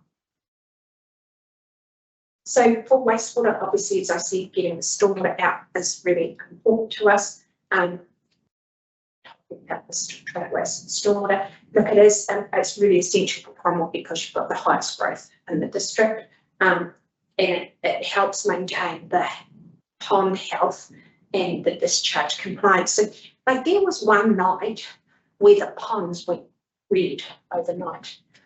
So that tells us somebody dumped something into the network that night. Yes. Next day the ponds are red. We don't know what it was, and we don't know what caused it, but that would have been a trade waste thing. Yeah. So we do know. We'll be targeting fats, oils and grease, and we'll probably work with the environmental monitoring team and council on some of the the restaurants and places like that to make sure that they've got their trade waste. And we hope to have someone to actually focus on this stuff because we struggle with it with the current resources. So we are getting large operating cost increases every time we add new processes in, costs go up. And we had huge electricity costs last year because we had so to give you an example, our previous annual cost for electricity for the whole district for water was just under $500,000 a year. And when we put the Lake Dunstan water treatment plant online, the electricity to run that plant per annum is $400,000 a year. So we got hit by two things when that came online. We had hit the ceiling on our previous supply arrangement, which was at very competitive rates. So we got put onto market rates for electricity, and also the huge increase in electricity that these additional processes use. So we will see that when Cromwell's water treatment plant comes online as well, possibly not quite the same level, John, I don't know. But there will It shouldn't be because it's not membrane. yeah, but still more process. Yeah. It's got UV, the UV will take more electricity. We're not making any provisions for implementing fluoridation in our budgets, although when we're doing treatment plant upgrades, they're being built in a way that they can be retrofitted in if we get directed to do so by the Director General of Health. We're not taking that battle on unless we get told by the government department to do so. We are going to increase meter reading to 3 times a year from 2 times, particularly with the voluntary charge going up. And we are retendering the contracts that Paul Hogan currently have for water operations and maintenance are going out for tender next week. We're debundling that. And so it'll be probably around February, March, we'll know what those retender costs will be, and that could have an impact on our budgets as well. Next. So just to kind of show you that's a jump we've been seeing in electricity costs. So the dark blues that can show on the dotted is where we're forecasting is going to be see more water being pumped, treated, but more electricity. There was a cost exercise done on solar. We can get someone to get them around and have a look and give us some advice. That was done in this Infinite Energy a while ago. We're talking about the prior to maybe in doing a project. I heard. I reckon I was in that crowd. Yeah, they did a lease submission to us. Yeah. So they never got any. I mean, that's we'll bring in an that's the case for looking at it in terms of option there, isn't it? We'll bring in an independent. We're not really interested in saying 5% pay because they're doing it because they want to make that, so we don't want to be paying them. I actually want to do as cheap as we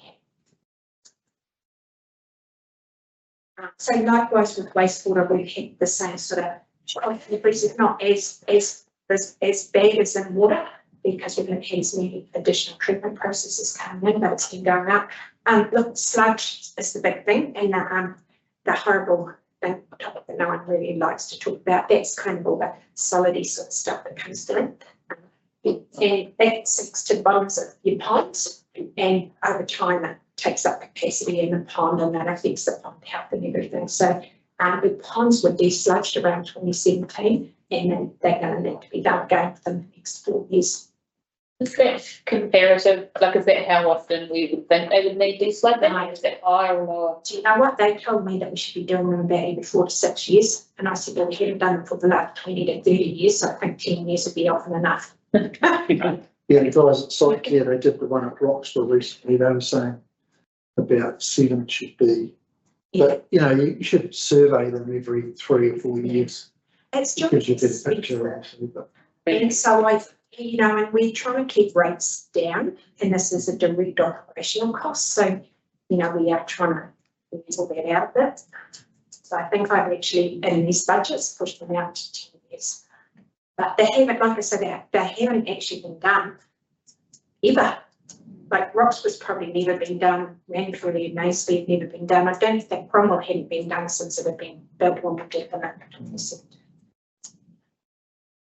And jolly expensive. And that's only to get it out of the pond. We need to truck it away in the future. Which is out of that's additional, and I haven't provided any budgets for the words, right? No, just hoping we can put it in a geobag on the site for a long time. Yeah. And that's why there's some risks associated with these budgets. So that's me. Sounded expensive, that sounded very expensive. And what I would say is you've just got to keep that in the back of your mind. If council keeps 3 waters, and it's going to have a decision to make soon around whether it goes for a single CCO or joins up with some other councils to establish CCO, and water stays on the council's books, it's going to directly affect your ability to access debt. And people will talk about, whether we can consider making local decisions or not. What I would say is the only decisions you will be making on this will be around water, because there won't be any money available to make decisions on that now. So I think our consultation probably needs to make that clear to the public, is the trade-off of keeping local decision making for 3 waters will be that you won't be replacing rural bridges, there won't be any seal extensions, there won't be community facility upgrades. Well, as you highlighted, the 10-year budget is higher than our debt ceiling currently is. And that's just your department, just the waters. And I cut this to the bone on what I think. We are legally required to demonstrate to the government that we have sufficient projects programmed to deal with growth and compliance. And there's risks around that. I haven't got. There are huge risks around that. You look how fast some subdivisions get thrown up, that you weren't anticipating, like when the camping ground went, and then that became housing pretty quick. Same with Brewing Tree, it became housing pretty quick.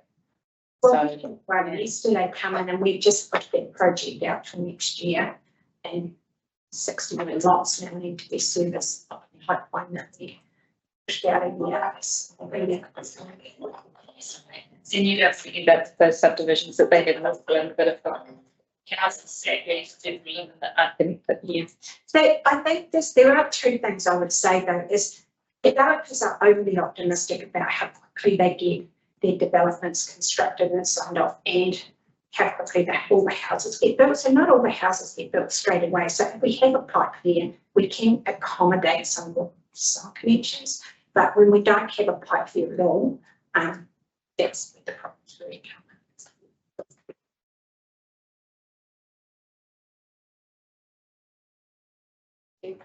Any other questions? Just a general random comment, that graph that showed how much the power price or how power cost has gone up. We just need someone from council's comms team to put all that together. Parks and Reserves will have similar graphs. When people start screaming about rates going up, mean, you can't defend that, right? I mean, someone has to pay for it. It's, like from Park's perspective, sprays went up by, hundreds of percentages, stuff like that. We are going to need to keep moving on because we are already half an hour behind. I know, and I know that some of us would like to eat between this meeting and the meeting they've got later. Me, I do need to go to the loo though, so. No. 3 minutes past, I've got to be gone, given the other way, that bloody junction. Thank you. Water park. We don't know if it was the news we wanted. Yes, I understand my thoughts, so, what is that, 3 minutes?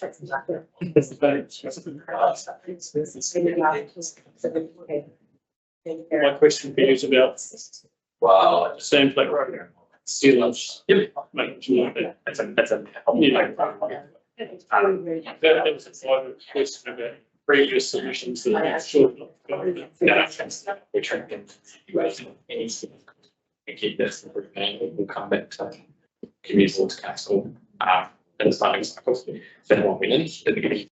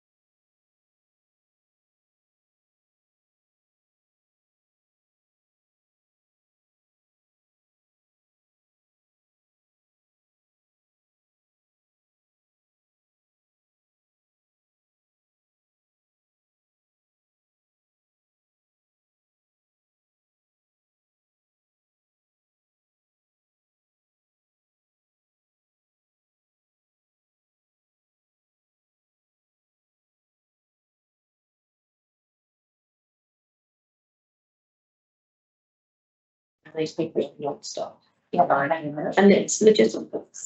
It's the way she sells it. And the actually great. Get some money. All right. Hopefully be quicker as well. Brilliant. Than half an hour. Yeah. Says the nails. I know. Working on it. Focus. Before I get to that slide, I'll just touch a little bit on land development. And I know on the status report for council, we've had 4 addendum review on that for a little while now. We have made an appointment of someone to come in and support the development of our addendum over the next this financial year, and they start on Monday with us, so it is happening. So they've scope working with the relevant teams. Obviously, water's a little bit up in the air with the National Engineering Development Standards potentially coming out at Christmas and being adopted. So that will be one of the later pieces of the puzzle. But yeah, we'll hopefully have that sorted this financial year, which is a great outcome for surveys and the like as well. Yeah. Yes, it will be a long time coming, but it's great. So next slide. So sustainability emissions. So previously we, for the last 5 years, have been measuring and reporting our emissions. We set some targets. We've done some projects like the Cromwell Pool, the Economics Office, qualified boiler replacement, introduced organics and other bits and pieces that have greatly reduced our emissions, and we've hit our 55% reduction target over the 5-year period. Next slide. The next step, what we're doing with regards to our emissions and our sustainability strategy, and that is taking all the documents that we do have and pulling them into one climate plan. So that'll have our emissions reporting and projects that do have an emissions impact covered in that, as well as pulling together other documentation, infrastructure resilience response plans, past, present, and future climate essential targets, and what we expect to see with the climate in this. So basically, that is just pulling all that together. Just next slide. So inflation assumptions for waste. I think this is I'm not sure when you took this. I had a couple of these slides earlier today. If this isn't the most up to date one, have you had this one downloaded for a little while? I open it about 1 o'clock. Okay, that's all right. I might have edited it since then, but we've been going to just go to the next slide. Inflation's a big pressure point in waste. So largely all the increase in waste costs is driven by inflation and growth. We have a long contract in place, so it's largely just CPI adjustment. The only exception is waste disposal, which has the emissions trading scheme code and the waste levy on top of that, and that's the MFB requirement, and we pay that on every time we send to landfill. Next slide, please. Next slide, please. Next slide, please. Just like that. Just like that. So that was just basically taking you through basically the inflation increase with regards to the waste. Capital expenditure. So one of the items in the year 2 or year 3, we're working through these improvements to the Cromwell transfer station. So obviously, if you've been to the Cromwell transfer station, there's the hopper with the reasonably large full risk, which there has been an incident many years ago in the past, and had to change how waste is dropped and disposed of there to the side, and then it's loaded in. So that project's around safety improvements, growth related improvements to that site. It was constructed in 1999, and the tap has grown since then, and it's no longer as fit for purpose. So that project's in the long-term plan. Next slide. The other project is a district-wide project around the establishment of the organics processing facility. So currently the material's going to Timaru, and Timaru's expanding in size anyway, and it's just a photo of what the system in Timaru looks like under construction. And ours would take a similar shape, similar style of composting treatment. We are in the process of applying for funding from Ministry for the Environment for that. We're past the expression of interest phase into the business case submission phase, so that has the opportunity for 50% co-funding. Where are you thinking of putting it? Working on some final site selections, but it would either be a strategic land purchase in Cromwell or potential for council-owned land in Alexandra. And it would, depending on that land chosen, it may or may not need a receivables building, so actually housing where it's fit in the first instance and treated versus open air, depending on the surroundings and the consent requirements. Next slide. So one of, so moving on to roading now. So in the roading space, we have the government policy statement on transport and the new direction from the new Minister of Transport. And it did shift from our initial funding application. It did shift the goalposts a little bit and pulled in some sort of key priorities around increased maintenance, resilience, safety, and value for money. Next slide. So how funding is allocated in roading. So we have pothole prevention as a pot, and we can't move money from our pothole prevention pot into other pots. And the pothole prevention piece is around our sealed road maintenance and renewal. So resealing roads, fixing potholes, unsealed road maintenance, renewal, grading, regraveling roads, and drainage. So just the drainage maintenance and renewal to support both of those other activities. Local road operations, that's our bridges maintenance and component renewal, not the actual replacement of a bridge. Environmental maintenance, so winter maintenance, roadside spraying, vegetation control, tree trimming, minor weather events in there as well, traffic network services, signs, streetlights, guardrails. It's kind of the everything else and what we deliver outside of the other pieces, which is our bridge and structure renewals. We've got 2 bridges tagged in the first 2 years of the long-term plan.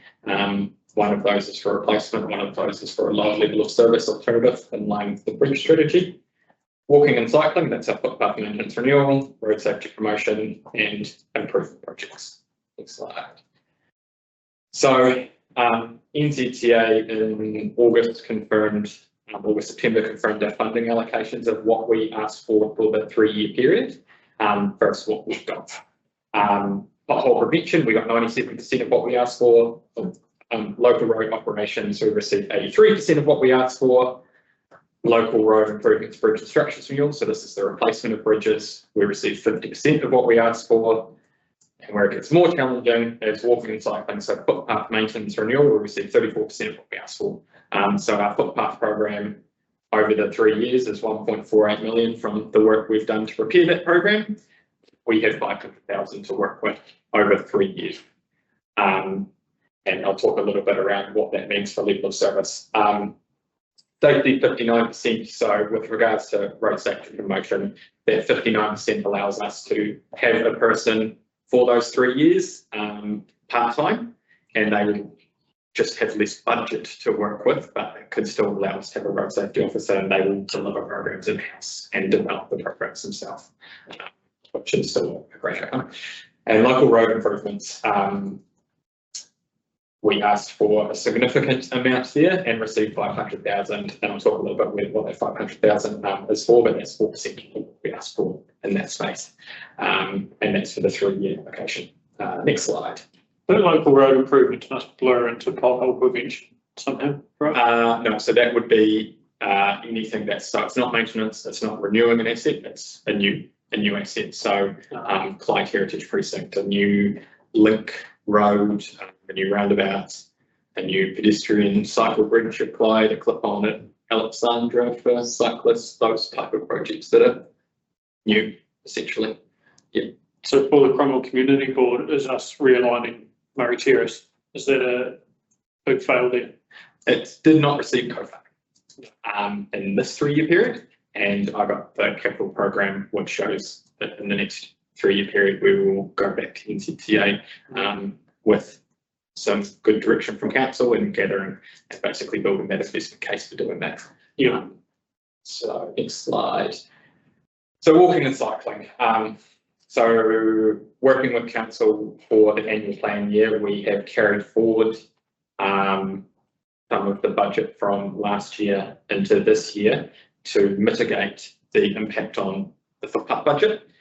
And then there's the 2 dark blue bits on top there, and that's basically the missing NZTA subsidy, which we presented to council around essentially topping up to enable us to meet the current level of service of council. But obviously that will still be a decision as we work through the long-term plan and everything else. That's just one other factor that is going to be very challenging around what that looks like and what that looks like. Next slide, please. Sorry, I'll skip that one.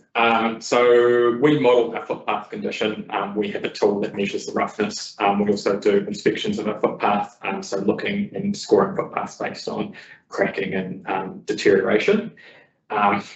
So our current, this is at the level of investment we asked for, is going to potentially see our footpaths by 26, 27 have no footpaths that are excellent or good. And all of our footpaths across the network will be poor or very poor with the level of investment we're talking about. Next slide, please. An example shown there of what that condition looks like. So some minor cracking in the average here through to more significant cracking in bits and pieces. So with the budget that we do have from NCTA, our focus is going to shift to safety and just making sure there's mitigating any trip fall risk, large cracking where you can lose a wheel into or different things if you're riding a scooter and bits and pieces like that. Graphics like that are really powerful for your level of service. Yeah. You can explain stuff all you like about reducing service, and people say, yeah, reduce it, you don't pay the rates. Yeah. Show them that picture and say, send your kids to school on a scooter. Yeah. Quite different. And it's going to be challenging for the safety bit first and then even just addressing the safety piece. Great page. We've done a small footpath cutout at the moment and just put some crusher dust down just because we need to be pragmatic around what our budget is for the year and then look at coming back and doing You research. know what crusher dust does as you go across it with your scooter, don't you? Yeah. It's just an instant. It's a little bit more than Yes, it's a dentist, but actually, although ACC cover it. a little bit more in the rural space. Okay. Again, there's some trees we need to address that are causing some risks, causing issues in that location, which we need to address before we put down some asphalt again, because we don't want to be back there in 4 years. We want to be back there in 10, 12, 15 years, getting the full life out of that. How does it, sorry, Anna, saying has any other councils come up with really innovative ideas? Because that was one thing I noticed when we were in Dunedin the other week, that their footpaths look just like the Cromwell Mall. How come they don't have as many people tripping over and, or do they, and they just, but this is not a unique Whereabouts? problem. It's been even all around again, all around the Started town getting hall. areas by the time Cromwell Mall was done. Yeah, even root protection solution as well. Trees do cause a number of issues on our footpaths. Yeah. I would say in the civic centre space, they would get complaints because that's people going to the library and those sorts of places. Yeah, it's all through there. I couldn't believe it. I thought, and it looks just as bad. But there's no highlight. I haven't got dazzle all over the place. No, it'd be similar aims. I'm not sure, I mean, the engineer actually know, how many complaints they do get. That, but, I noticed the same. I was in Christchurch, the other week, visiting friends and was walking around footpaths going, well, they're deteriorating as well. Everyone is challenged by the budgets that they do have for footpaths, and yeah, it's going to be an ongoing challenge as well with the level of funding we do have in that space. I fell over in front of Te Papa and it was super embarrassing. You pissed. No, it wasn't. It was like 10 in the morning. Well, maybe those are the people that live in Streets drink, you know. What? So just another broader piece of work that we're looking at is for our unsealed roads and lower volume roads is potentially looking and reviewing our grading frequency, network rationalisation. So where there's absolute crisscross sections of road, do we need to maintain to the same level every single one of those roads, or do some need rationalised as part of that? That ties in with breach, detours and resilience. If we're closing a bridge or reducing the level of service on one road, does another one need improved, and that one can be graded less or different bits like that, depending on access needs. Driveways and network extent, we do have a large road network, and sometimes there's multiple long kilometre stints of road past with 1 letterbox on it, so to speak. So looking if there was any opportunity around reducing a network if it doesn't provide access from any other means, anything like that. So that's something we're going to look at over the next 18 months to help inform our next NZTA bid, as well as extensive winter closures. We close some of our roads over winter and get in and give them a tidy up before reopening them, only to be done by another bit of weather, spring weather that comes through. We delay some of those. Does that then reduce the cost that we spend maintaining some of these tracks? Next slide. Bridge and structure renewals. So 25, 26, 26, 27, we have those two structures, Manukauto Road and Scott Lane review reduced level of service. In the 28, 29, so the next funding period, we have 15 structures coming to the end of their life. It may not mean that we are replacing those in that period. We need to work through the present value end of life assessments on each of those structures, which we've got funding for in this period to do, which happens to be NZTA, so it might push out some of those structures. It might just be a component replacement rather than a full replacement. It just basically tells you is full replacement needed or replacing these components a better value. So looking for the lowest whole of life cost of each of those. And as we work through those, they will go to council would form part of the bid to NZTA for the next funding period. So we don't have full detail on that's exactly how they're going to fall, but that will also be spread in the next 3-year window based on funding. Next slide. Improvements. So I've blown this up on the next slide, but so the only improvements we have in the first annual plan year and year 2 and 3 or 1 and 2, how we're referring to it, is safer speed management around schools. We did not get NZTA subsidy for this, so take 49% of those numbers, but that's still, we did an order of our variable speed limit signs to this financial year. So that should enable us to deliver the rollout of school speed limits changes this year and the remainder next year, depending on NZTA timing for the schools that have those pieces. We scroll down. We got NZTA subsidy for the finalisation of applied heritage precinct project, which is almost done now. We're in the last final stages of that, and that was just carrying forward based on timing, project timing, and working in. The client was sort of the April, May through to November to stay out of the summer season. So that was just that money to allow that to finish. And then we had small safety projects district-wide, which did not gather any NZTA subsidy. So we have 30% of that number there as well. And that's the only improvement items in this window because of the lack of NZTA subsidy. Next slide. Sorry, go ahead. Sorry, this copy.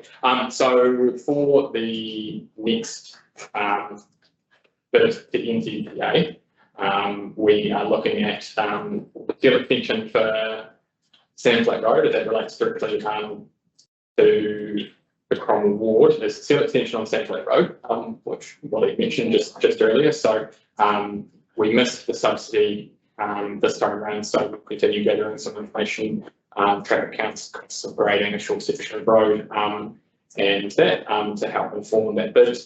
And then we have the Cromwell Town Centre projects, which is the Berry Ave, Murray Terrace intersection improvements, Berry Ave, Wymer Drive, roundabout, rear alignment of Murray Terrace and Sargood Road, Murray Terrace roundabout, or Isle Street, depending on if the road is realigned or not realigned. There needs to be improvements at that end as well. So as the Cromwell Town Centre project takes the shape it does take, this will inform that, but regardless of that piece, there is still potentially the need, and we're seeing the need for improvements at some of the intersections around the mall here. So we're looking at design funding year 1, year 2 or year 3 of the next long-term plan for those key projects here. And we've got good information on those through the master plan and different planning that has been done to date. Next slide. So this was on the end of the roading presentation to council, where we asked council if they would like to consider introducing a parking enforcement. It wasn't included in this current annual plan role, but we had a steer from council to look at the options for introducing parking enforcement. So that coupled with potential other opportunities around utilising some of a resource to do this at certain times. So we are working through the bylaw and the map and signs, and we'll come back and have a chat with the board after basically doing a review of what signage is there. It's not perfect at the moment in terms of Monday to Saturday. Do we want it to be Monday to Saturday? Do we want it to be all week? Do we care if people are parking there in the evenings for longer? Is it 8 AM to 5 PM?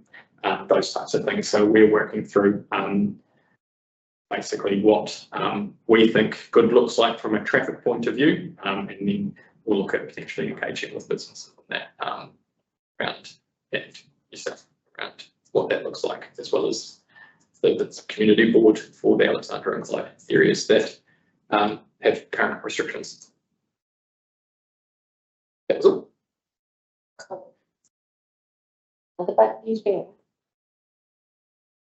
You talked about design funding in those first 3 years, but there was nothing in there, or was that the table that was showing NZTA funding? No, so there's some, can you go back 2 slides, please? There's plenty of admin to do on that. Realigning Murray Terrace before it gets constructed, I think. Yeah, there was $53,000 in investigation. Yeah. What year was that though? Yeah, 27. Oh, yeah. Next year we'll get it done soon. If it was to happen next year, it would be 100% local funded, so 100% funded through council, as opposed to having the opportunity to try for NZTA subsidy. If we were unsuccessful for NZTA subsidy, I guess a decision could be made around the funding based on the importance of that project at 100%. So what if we start picking some logistics goals, like getting a road created through there? Not closing the other one necessarily yet, but then you can get a design and then you have a business case. Way more known cost to then go to NZTA in 3 years' time. That is one way of, Because if we had to fund the design and the admin side of it, that's probably not as big a burden as funding the construction of it. it would be wherever you have a conversation with the NZTA, if that would have an impact on success of future funding if it was further down. So I can have that conversation with the NZTA. Is there a chance they say, oh, you start it, you can finish it? That's the other risk. And that's the same with footpaths. If council choose to pop up and fund the footpath piece, there is always a risk that you're managing to fund 100% of your footpath program. You don't need additional funding from NZTA. So Labour might be back by then. Thank you. Right, how? Sarah, thanks. You'll take give us bad news. This This is the exciting one. Oh, it's exciting, but In a dance. Come on. Is this supposed to be live stream? There's one. It's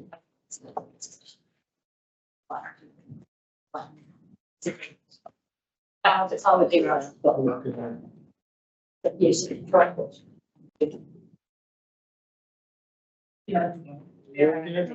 That's good. Always.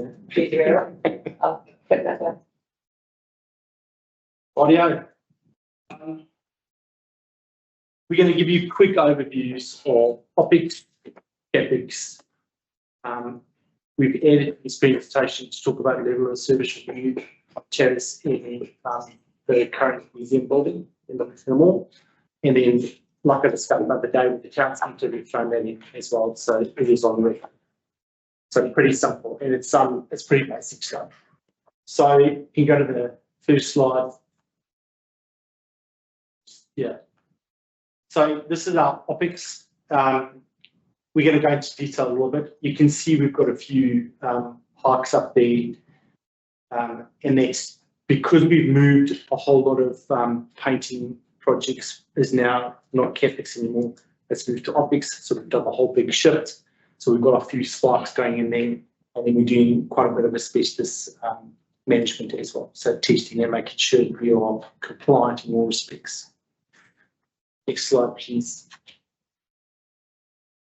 It's a great pie chart. It shows a little bit more detail of where we split our costs up into. Most of these things, if we don't do it, they deteriorate pretty quickly, right? So if you're not cleaning your gutters and spraying and spider-proofing in, it starts to deteriorate pretty quickly. So that's just a small example, and we spread all over. This is just general planned maintenance that we do on all of our buildings and toilet facilities. Next slide. So this is not all of the stuff. This is just the high level of the bigger OpEx program. And as an example, Alpha Streets has got a bit of a price tag to that. It's associated with the EQ and the painting. Yeah, is that hot water going in there as well? We'll talk about water. it's chemicals. So that's another. Yeah, but this is the preliminary work to determine. To get right, cool. So that's just the snapshot, and we are going to share, Sarah will send this out to the board, so you guys will be able to go through this and then just come back to me with any questions at a later stage. Or ask now, happy to answer. Next slide.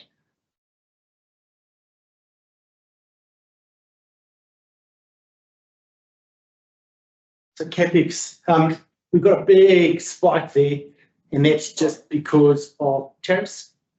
So it was identified as a lifeline centre for their community for civil defence, and there's a big price tag associated with that building from an EQ rating. We have scrutinised it, So I got asked the question the other day, is how much do we rely just purely on the consultants? When they did the preliminary design for this building, they did a full mat pad. I kicked it back and saved us $600,000 by doing strip lines. So, which is still acceptable and it meets all the standards, but it shows that we are getting our diligence when we get these reports, are scrutinising them in the right. Sorry, what's it for? Is it earthquake? Yeah. So if you jump to the next slide, it's just pie chart. It's perfect. No, go forward one because the pie chart doesn't really. It's not, it's not as good. There you can see where the big capital expenditure is.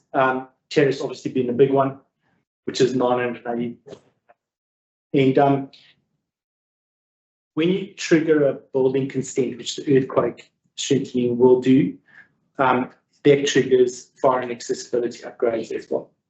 So it's an unfortunate event, but it has to be done. And the law is not restricted. So if we're not doing anything to the building, then we don't need to upgrade the accessibility stuff.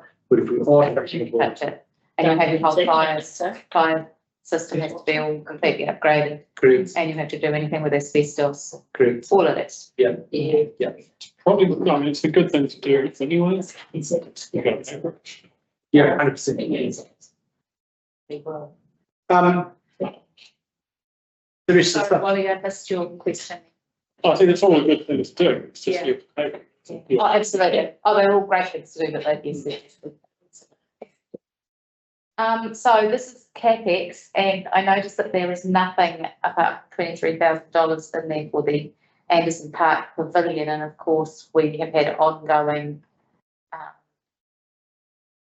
conversations and communication with the sports club who would like to extend the building and to do a whole lot of work to it, which they're hoping that there will be a conversation in the LTP about whether or not the community will like to fund it. So just as that we do, we can, I just bring it up on mine, but we. Yeah. So just aware that there's an expectation from the sports club people that there will be some conversation around this. Yeah, so just some rough numbers that they've given me over the short time, the rebuild was around about $2 million is the numbers that I've seen. And the initial request, and it was a bit lower than that, was $250 from the sport, plus drawing down, which the sport has already approved. So they have their reserve fund. Yeah, which we still hold, and I think it's made about 10,000 in interest in the last 18 months, 2 years since the board approved it. Is it about 60 grand that fund? Yeah, just Like 70? nearly 70, so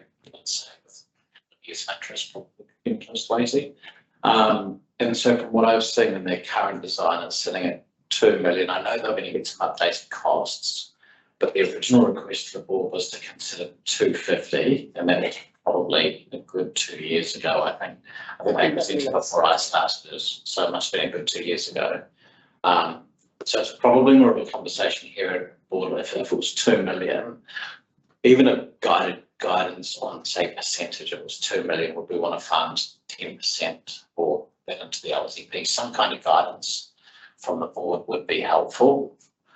Well, you need some guidance as well as to whether or not there's any money that actually exists to do that, because, you know, part of me feels like we've been dragging them along with the thought, you know, we can't consider, it's too big an amount of money to consider unless it's included in an LTP process. Correct. And yet, if we've, you know, is that even a possibility to be able to put something like that into these LTP processes, knowing the sorts of expenditure that's coming out? We, you know, how does that fit? So 500, just over 500,000, about 523,000 across the district is a 1% rates increase. Yeah. So we've had a similar conversation actually on the money in toto that we're going to take to council tomorrow. They're really keen to gift money to the school to develop a turf. Yeah. Money in toto has no reserves.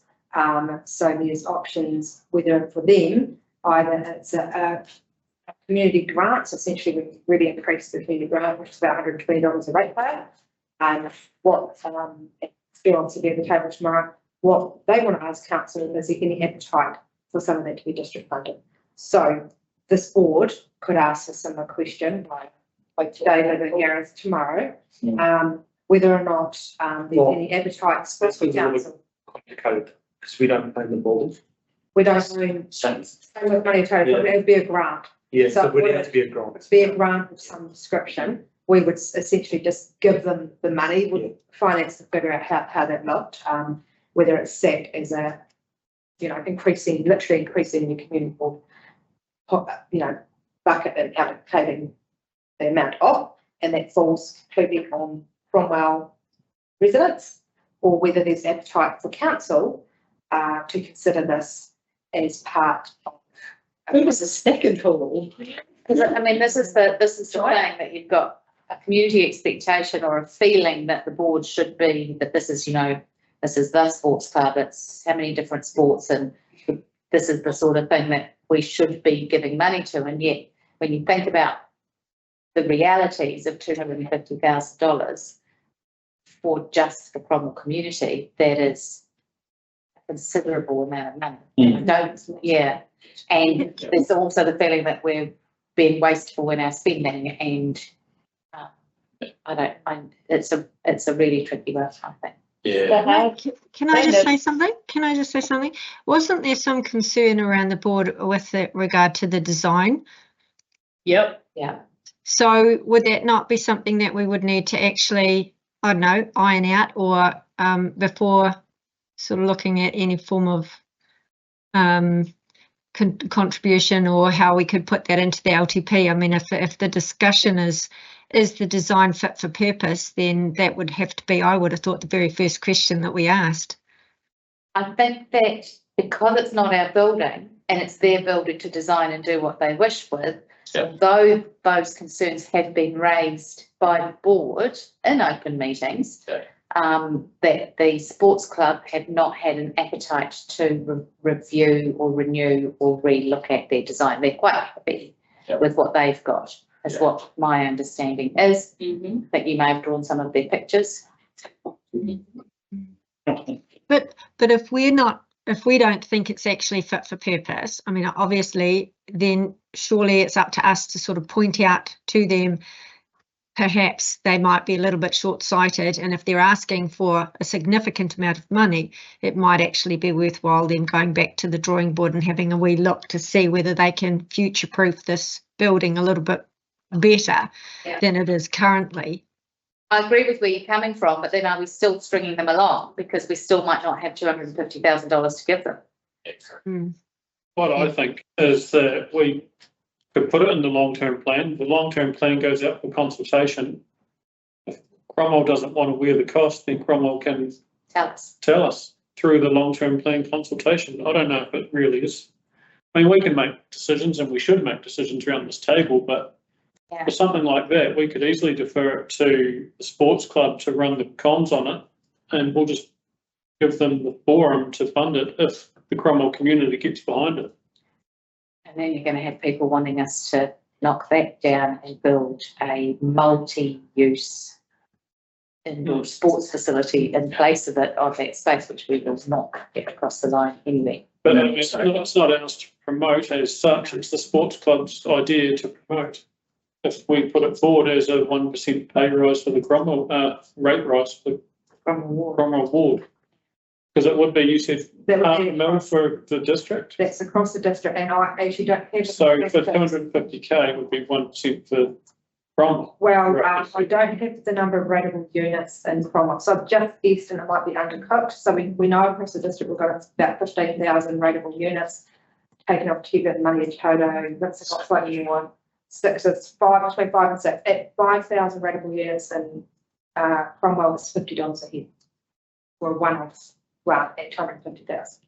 So maybe slightly less than that, depending on the actual number of rateable. Go back to the other things where the children bring their coins, I think, Sarah. I think, well, I've got $4 towards the bins, and at least if my kids can have a wee at the sports centre, because they can't now because it's never open, I would be keen to go on for a fee.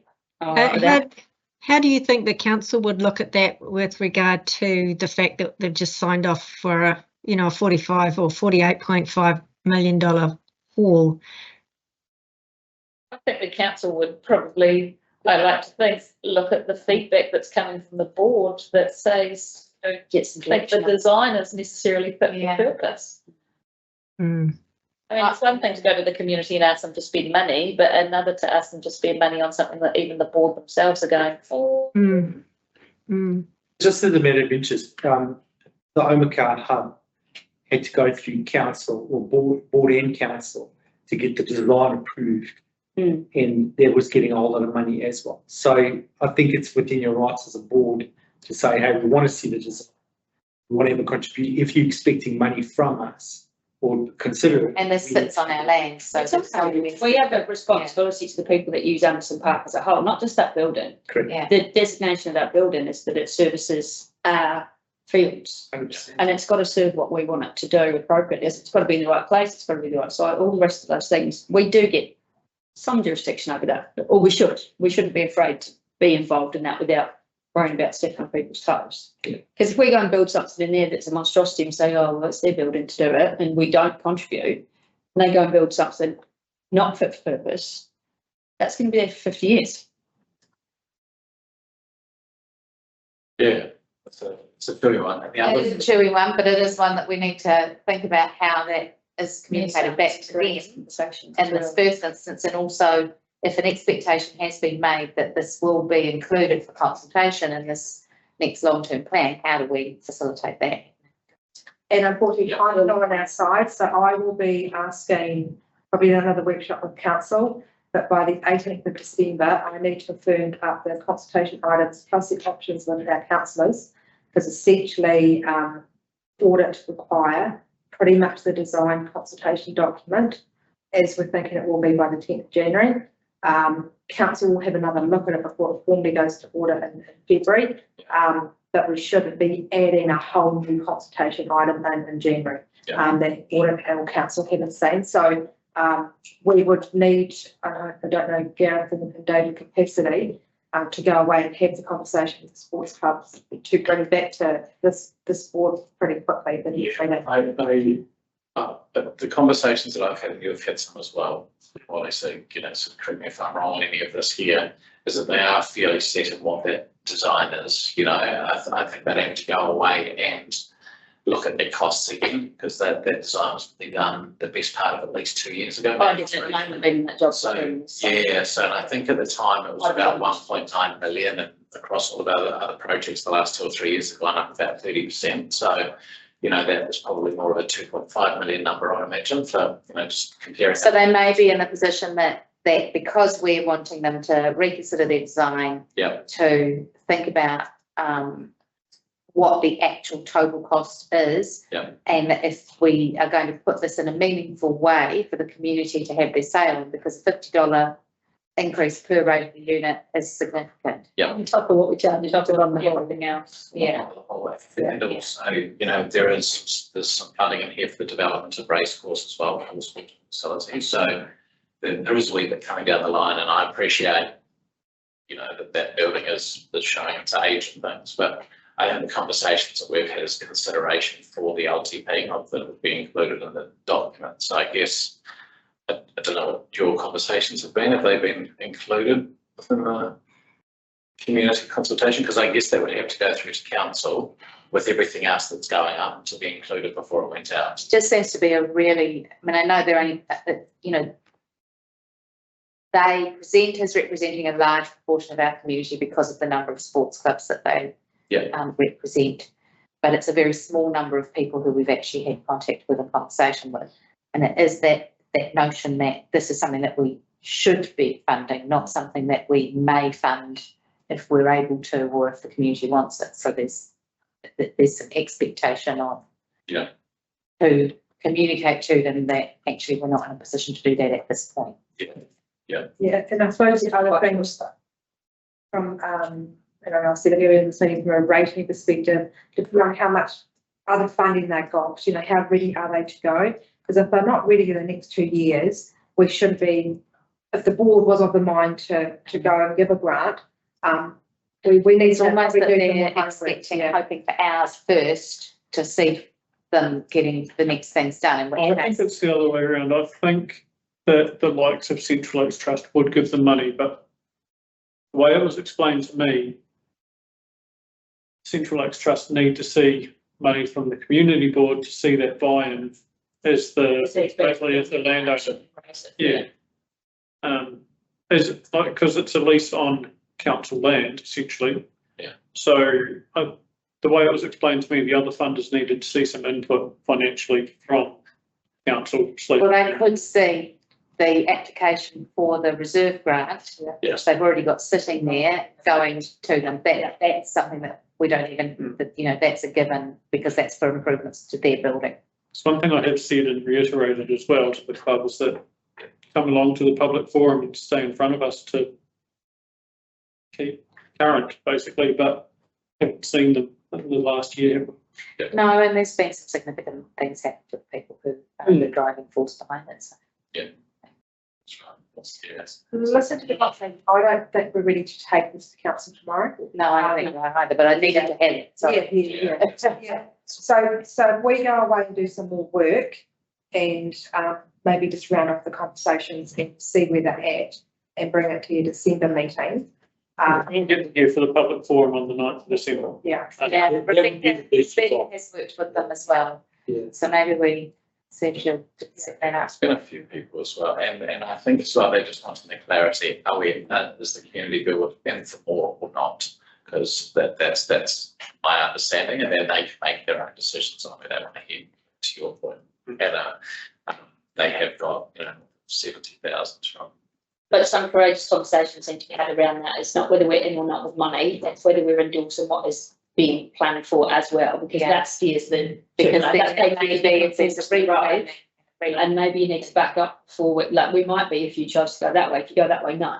Yep. There might be a middle ground and might not, but the further we let them go, thinking we may or may not, even if there's no money. That's right, yeah. Right, okay, we'll go and get the cash and make them up or something like, actually, we're not happy with that now, and that's not fair. That's, We do need to be honest with them. Yeah. And say that this isn't ticking all the boxes for what we would like to see happen there, and through all the strategies and the direct plan and everything else. Yeah. It's not fit, and we need them to understand what that lane is. Right. Whether it's money or not. Some buy-in to that race course discussion would be helpful. Well, but that's indicative of where this conversation could go, and us saying we're not going to give you any money, right? Their view was they don't need any more fields and they're fine. Thanks very much because they want to stay. Yeah. And So we need to move this on, otherwise we are not going to get here. Cool. You can jump to the next slide. Yes. Thanks, Lee. What slide? We've looked at the camping slide. Oh, yeah, okay. Now go to the earthquake prone. So, what a council's workshop tomorrow is we're taking a really big presentation for the level of service review. Cromwell's lucky in respects that there's only 2 buildings that we need to consider at this stage, and this is under our portfolio. So it's the Charis Community Hall, like we've spoken about, which has got a big price tag associated with it. And the other one would be the museum, existing museum building. If that service moves out of that building, what do you want to do with it, basically? So both buildings have economic value. Charis is sitting, look, our records show fee simple, but our legal advisors have said rather do a section 40 review. So if there's any caveats that might catch us up, we'll find that all out during that review. And you could potentially sell that building and that little piece of land, or you can invest in Charis, or you can invest in the $1.5 million, was just shy of $1.5 million upgrade. Another thing to consider is it doesn't have done next year, which we've earmarked it for, and that was coming out of the 2131 LCP. We could push it out by 5 years. So it's the bottom thing there. We could defer that earthquake strengthening up to 5 years. But not just CapEx associated with this building, there's also OpEx that runs over a year. We've got those numbers. Not tell it up, but can you just give me an annual?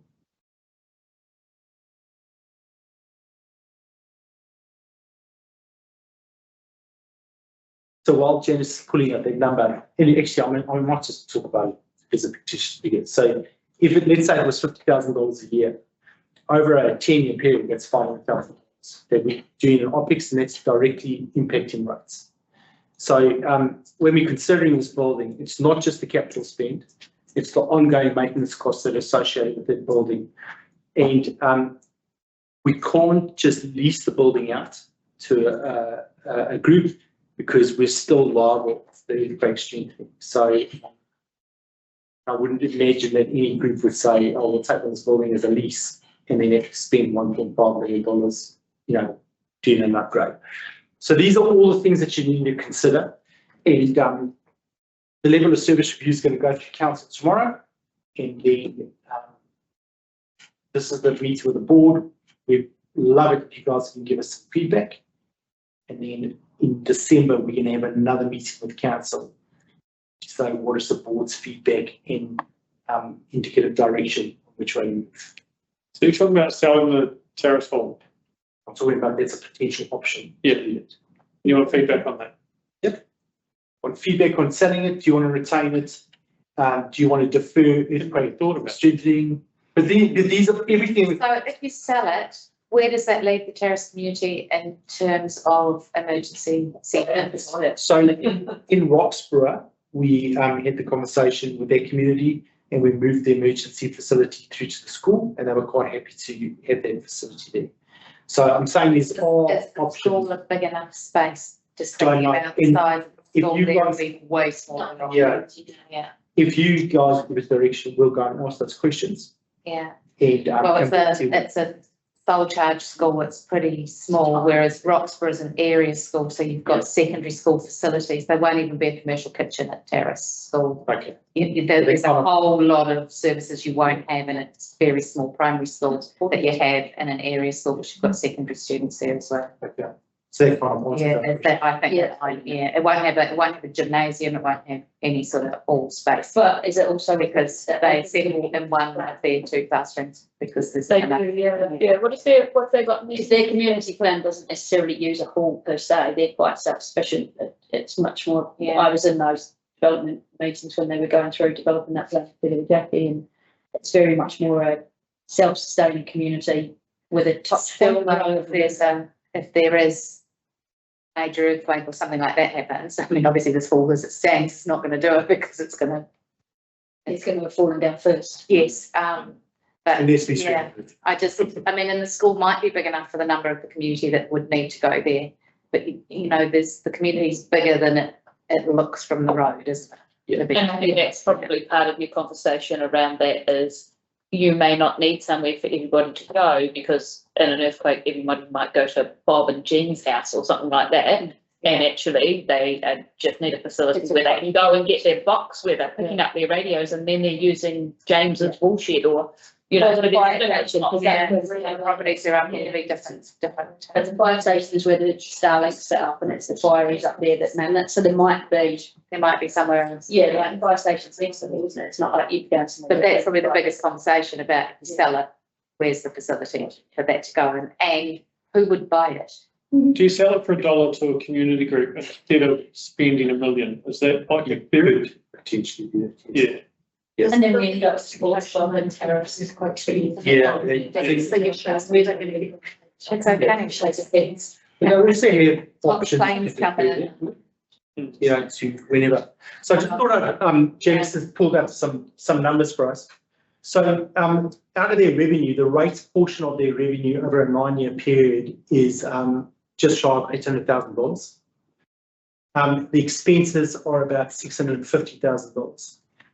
So- Over 9 years. 9-year period. So you can see, so averaging out like 60 grand or whatever a year, and then, but we're charging ratepayers that amount of money to get that revenue.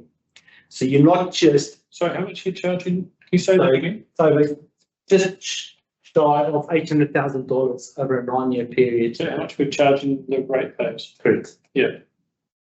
That's with the earthquake strengthening and all that work included and all of that. So if you sold it for $1, knocked it off the rates, does that work? Or is it still, even as a ward thing, well, ward and districtised?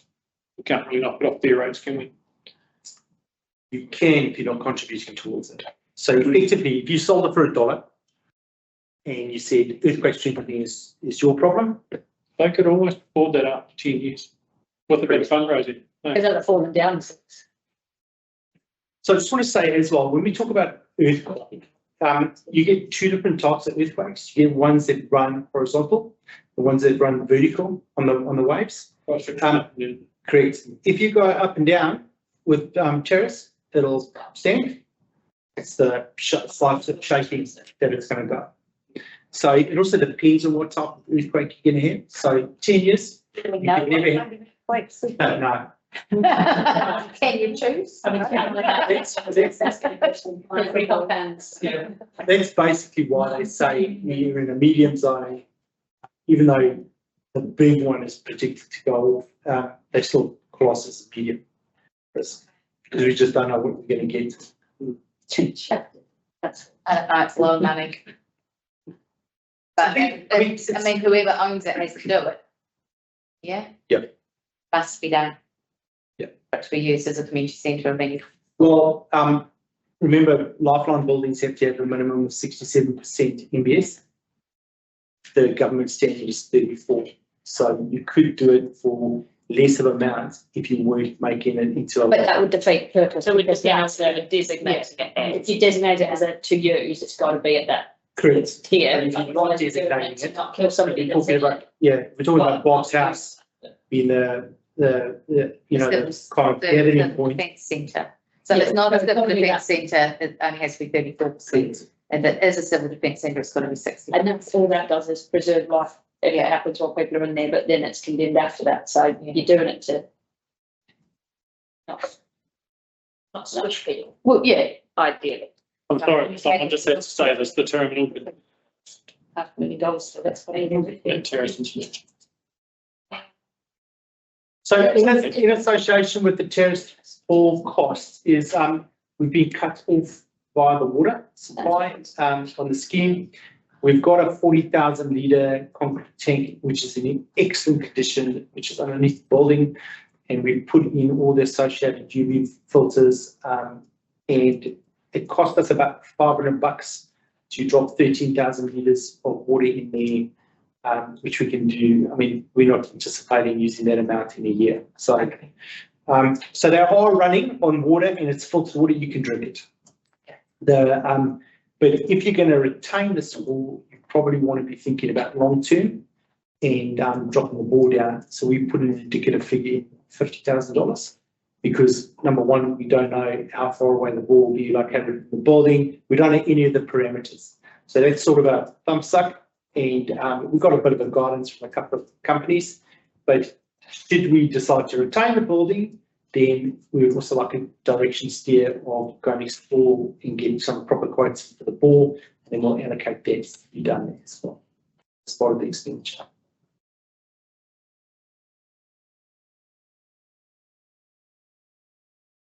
What do you think the council's going to say when that comes up as being another hall in the Cromwell ward that's going to cost you $1 million? I think that's an old dangerous question.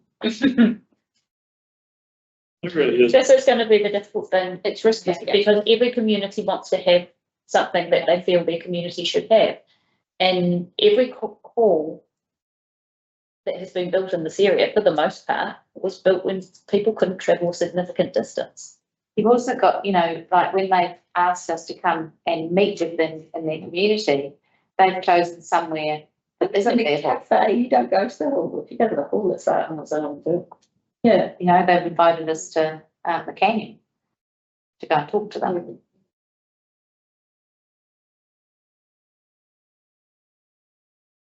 And it's going to be the reality of going out for this long-term plan, is you can have it all, but you'll have to pay for it. Yeah. Just side note, the current CB on the building is about $900,000. So And that's the challenge. You might say, oh, we're going to sell Terrace Hall because whatever their name is at the Canyon have said they're prepared to make their building that facility for the community, but what happens if it's sold in 2 years' time? Or, you know, you can't make any guarantees, but Maybe it's the title, basically. Yeah.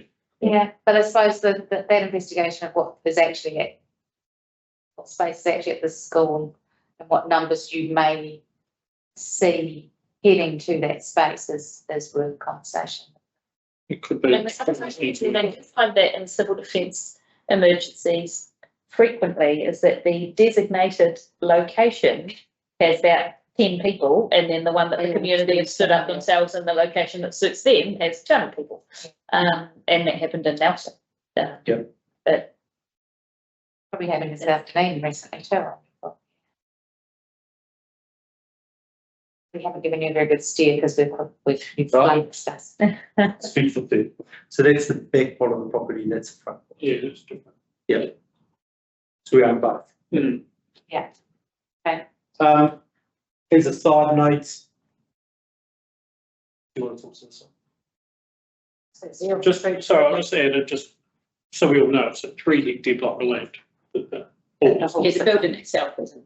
Yeah, the building's down a small, Yeah. but it is a big piece. So the back piece is actually, it's been subdivided, so that's got the 2.5 hectares and there's 5 hectares in the front. Yeah, Yes.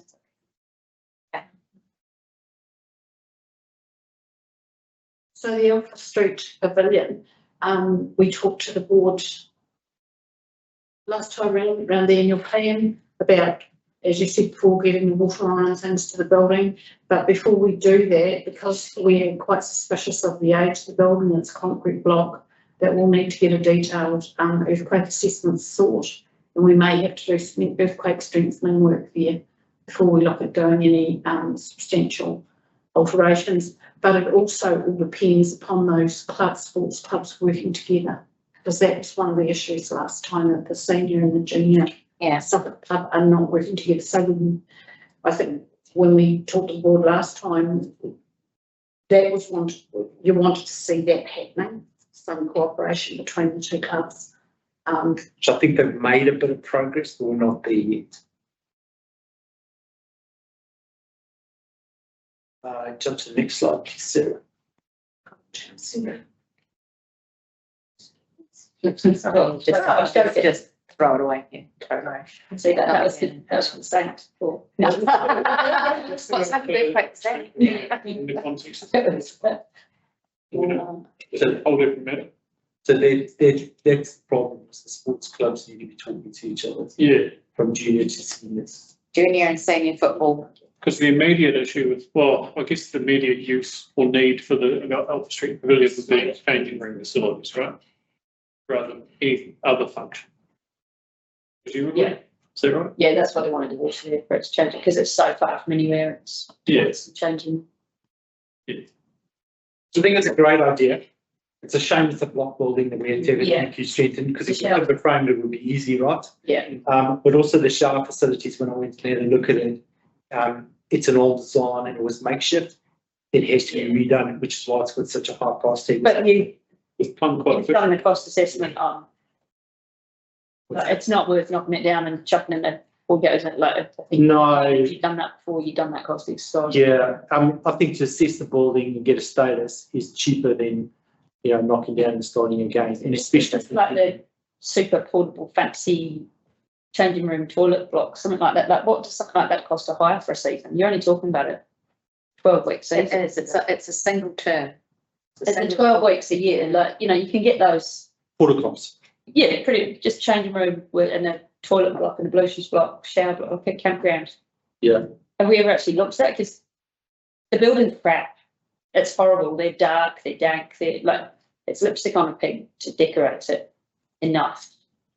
You take the kids in there and it's not a nice building, is it? Like, and I know you can bring it up to a nice standard inside, but it's a lot of money to spend on something that's never, I don't know how great that is. I think with block, depending on the structural assessment, that's got longevity associated with it. And let's be honest, the liquor paint in a bit of a tidy up. And you can make it look a lot better. Absolutely. But that's not difficult. I think from a demolition point of view, that's going to cost quite a lot of money. Materials that are in it. Correct. And then, of course, it's the ongoing cost of Portcom hire, Yeah. which will be annually, and how long is it going to be rolled out? So it's just economies of scale, right? Just got to weigh it up. Yeah. I'd kind of like to see a real high level figure on what that would cost for a 12-week. So we absolutely can see that. We'll get the building assessed as well. We're going to do that regardless. We will come back with you with some findings. Yeah. 100%. We need to ask because we've got 15 minutes to go. Oh, yeah. So, Just for your presentation for all of yeah. them. So I gave a quick report on the town centre. Here's the resolution. We discussed, so really, I don't think we need to label on That's this. really recent, we've had just. Correct. And I think, is it the last slide? That's it. Good job. Okay, well done. Thank you. Job, Gareth. All over to you. David, I know, I got 15 minutes. Look, Yeah. how'd that happen? well, that's only if you ditch everything else. And I know Garen's got something else to make. Send you. Yeah. I'm gonna send you up first. Yeah, but the next one, so. So just on, just gonna kick into. So.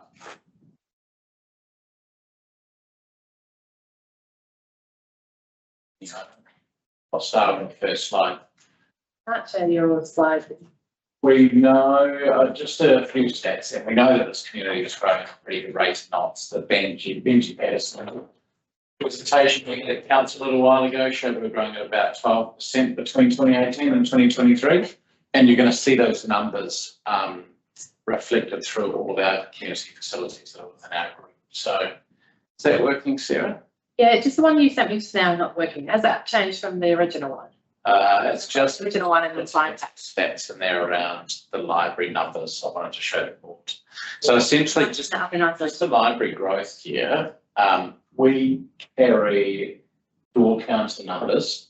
And in 2020-2021 year, the Common Library had 37,000 people through the doors. And it's slowly been increasing year on year. We had a bit of COVID. The year just gone, that's at 48,000 now through the doors. So that's grown by sort of 25-30%. Where is there? The library. Yeah. So, but to be expected in a community that's growing at a fairly good rate of knots. So libraries aren't just retired. What we'll be doing, it operates on fairly lean numbers. The guidance I wanted from you guys is if you're happy with the current operating hours, which is essentially 9 to 5, Monday to Friday, half a day Saturday, it seems to work quite well for the community, fairly well, easy flow of patrons through that time. And with the community growing, and to keep those hours, we're going to have to increase our staff numbers by 1 next year. And literally that's only going from 2 to 3. Awesome. Sorry, I might just put it like that. Yeah, cool. Go to the next slide. Just so we can see some of the numbers that are, I don't know if you can see that, it's a little bit small, but you can see Cronmore was back one slide, so just to see the numbers.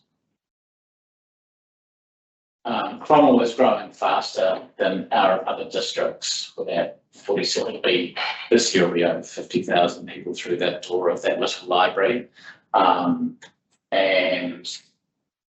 it'll probably overtake Alex in the next couple of years as well for the size of it. So I guess some of the conversations you're having around town centre, it's going to be very pertinent to that building and the growth that's currently going through. So next slide, thanks Sarah. Just some of the things that we've done this year, thanks to better funding, we've implemented the RFID. If you've been in there, you'll see we have those new checkout systems. We've put a new libraries website in.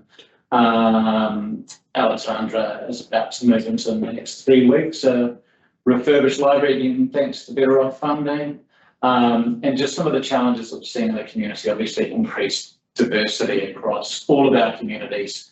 And a bit of increased aggression and things like that we're seeing as well in our libraries, not heaps, but just enough to start increasing our levels of security and things like that too. So obviously all of these things come at cost, putting CCTV in and things like that. So next year, given we've implemented quite a lot of new stuff this year, 2025, we're just going to see how it all sort of settles and continues to grow. And then 2026, I can't see anywhere in history where we've asked the community what we want from our libraries. So to ask our community in 2026, what that like from libraries, and building out a library strategy for the next sort of 10 or 20 years ahead than some of our, more far reaching communities like Terrace that we actually don't service, or even clear out, Tasmania, Otago, Waipiara and stuff. We don't service them, they come into town, asking the community if they'd like us to maybe not have a smaller libraries where we have this place in Pumiko and service our far reaching communities by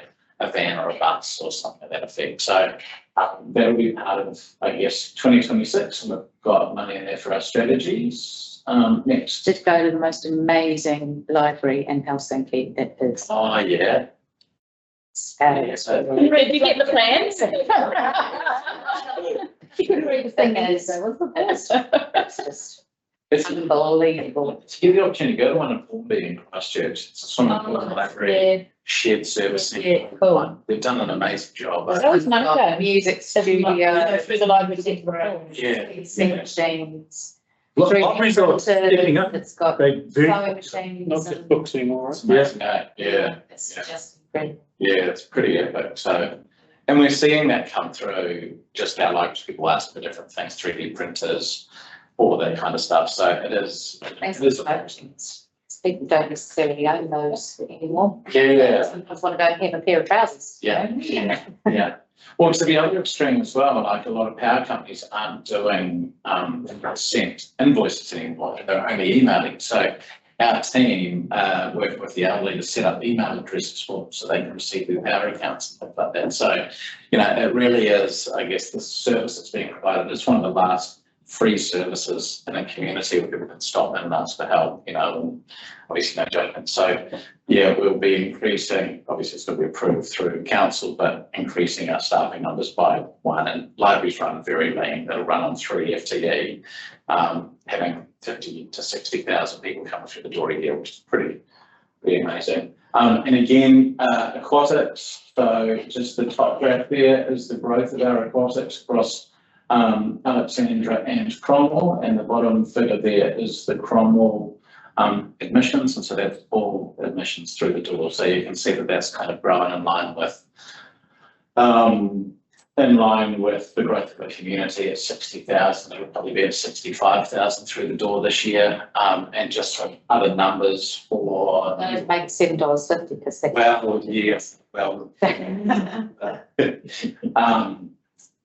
Our swim school, I haven't got it up there, but our Central Otago swim school now has 2,600 people in it, under 18-year-olds. So if you think our community is 26,000, we've got 10% of our community learning to swim, which is pretty. Is there capacity? Because I always hear rumours that there's no capacity and that there's people struggling. It's all Much right. better now, yeah, and they've been, I have to say that, from a personal point, Carly's been amazing. Yeah. And it's been really good to, like, my kids, I've tried to get them all at the same time, but all of the staff have been really accommodating. Love The lessons are good as well. Yeah. And I'll be honest and say they weren't. We stopped using council because it wasn't value for money. Yeah. And we've come back in a few years and we've got into when it's suited, and they're willing to work with you as well. It's not just it's this will go away. Yeah.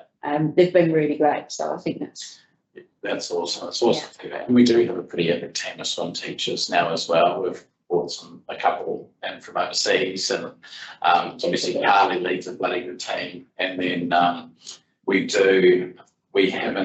having some challenges keeping our swim teachers in the pools, and we haven't had any turnover for probably 12 to 18 months now, which obviously helps when it comes to teaching. And but just that consistency and everything. Yeah. Love use there because they know the kids, and that's what I found before. It's like it's not necessarily they weren't learning to swim, but a different teacher every week. It's that reassessment constantly, and you just weren't progressing. Whereas the kids seem to be moving up through groups and doing what you're paying for. So it's been really good. One thing I would say I think there's an opportunity that's not been realised for those holiday programs. Like we signed up for that diving masterclass, whatever it was, ran a couple of holidays ago, and Tommy had a private lesson 3 days out of 5, which was amazing because now he can dive.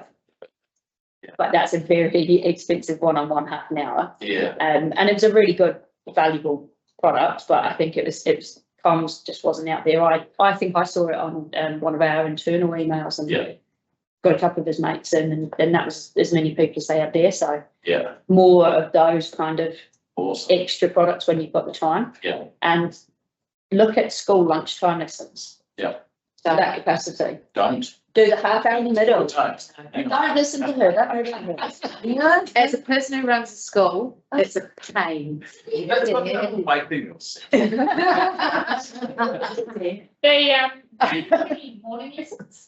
Mums and bubs and things like that we do, but Because yeah. Joe's started, some of my friends who've got Joe Blackie at Alex Pool, she started doing a lesson before school. Right. And the feedback from the parents that are taking their kids is actually they thought it was going to be a nightmare, but it's worked out quite well. And everybody. I prefer that to lunchtime, because lunchtime they get picked up at half Well, no, hour just for the lesson, and then they sometimes don't come back to school. No, not like Wendy used to do with the two, it's done in the half hour in the middle, so you've got to go.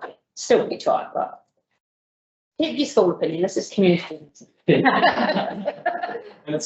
I guess thanks for all that stuff, but We have these targets that we have to meet now with attendance, so if your child is. They're not. You're going They're to get fined for David Seymour, that's No. nice. Right, move on. All right, next one. Because you've got 3 minutes total. All right, so, I mean, one of the challenges that we've had, and you guys are quite vocal with me as well, was you're going to reliability set that pool up so it wasn't closed all the time. We do have a goal of 100% reliability, meaning that if we say we're going to be open, we're going to be open. To be able to achieve that though, one of the things we haven't done is had a maintenance plan for our pools. So meaning that we run them until they break. So we have a maintenance plan now and we'll be looking to have shutdown periods every year. At the same time, we'll communicate with the community, and that'll mean things like painting, overhaul of pumps, all of that kind of stuff all done at one, which keeps our reliability up. Most pools do it. Can you look at, for Alex and Cromwell pools that are open all year round, can you look to make sure that it's not in the fortnight before a national swim meet? Yeah, roger that. That's, Sounds good. I've had to travel to Queenstown with kids twice a day for that because the pool broke, Yeah. you know, and we were travelling to Wellington to swim meet. So just, you know, you do have competitive clubs in both pools, running out of both pools. So just to make sure you're not disrupting those programs. Yeah, that's a good shout.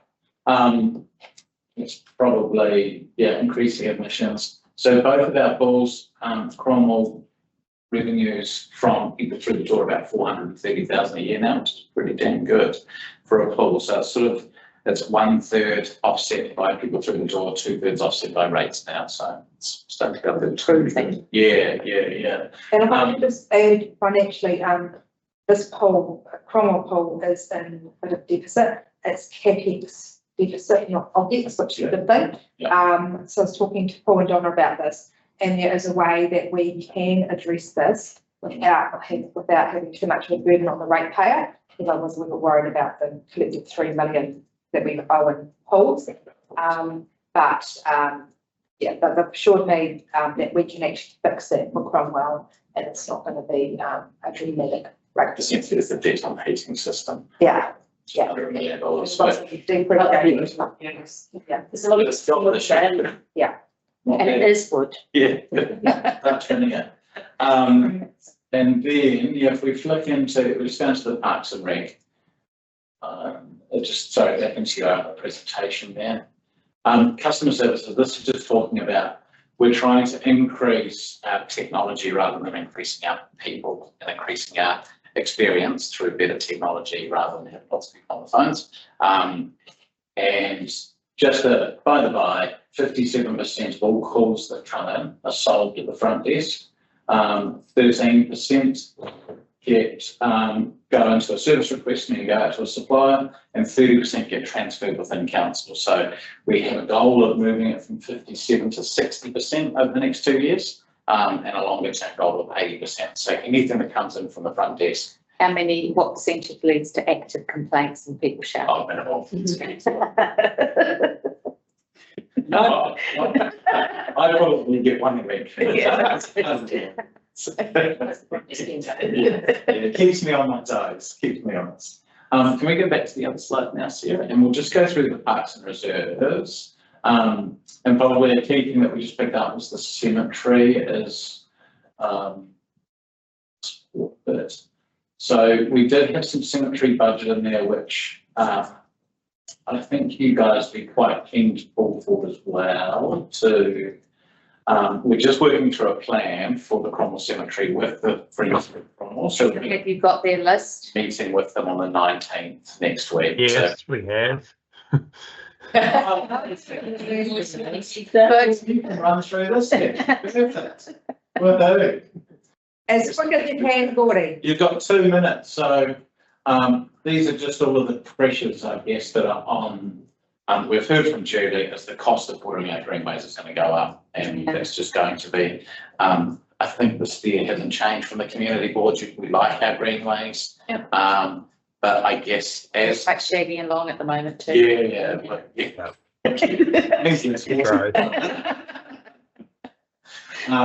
But I would suggest probably the next LTP, we're going to have a fairly serious conversation with our community of what they're actually going to look like, or if they're happy to get paid and cost. So, Gordy, do you just want, we'll just go into the OPEX CAPEX budgets. Next one. Yeah. Here we go. Operational budget, probably. Do you guys have any, I mean, from a irrigation point of view? Yeah, there we are. We sort of had fairly minimal complaints last year about our greenways and things like that. I think it was pretty good.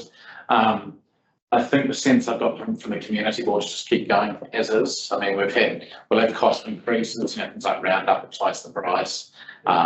So we are seeing those costs increase come through, but we You know, have. as soon as there's really dry patches or trees looking distressed, that you get a lot of Yeah. comment on that. Yeah, well, if we leave the irrigation on. Don't turn it on or have it on as kids are walking home from school Yeah, or. well, some people love that, don't they?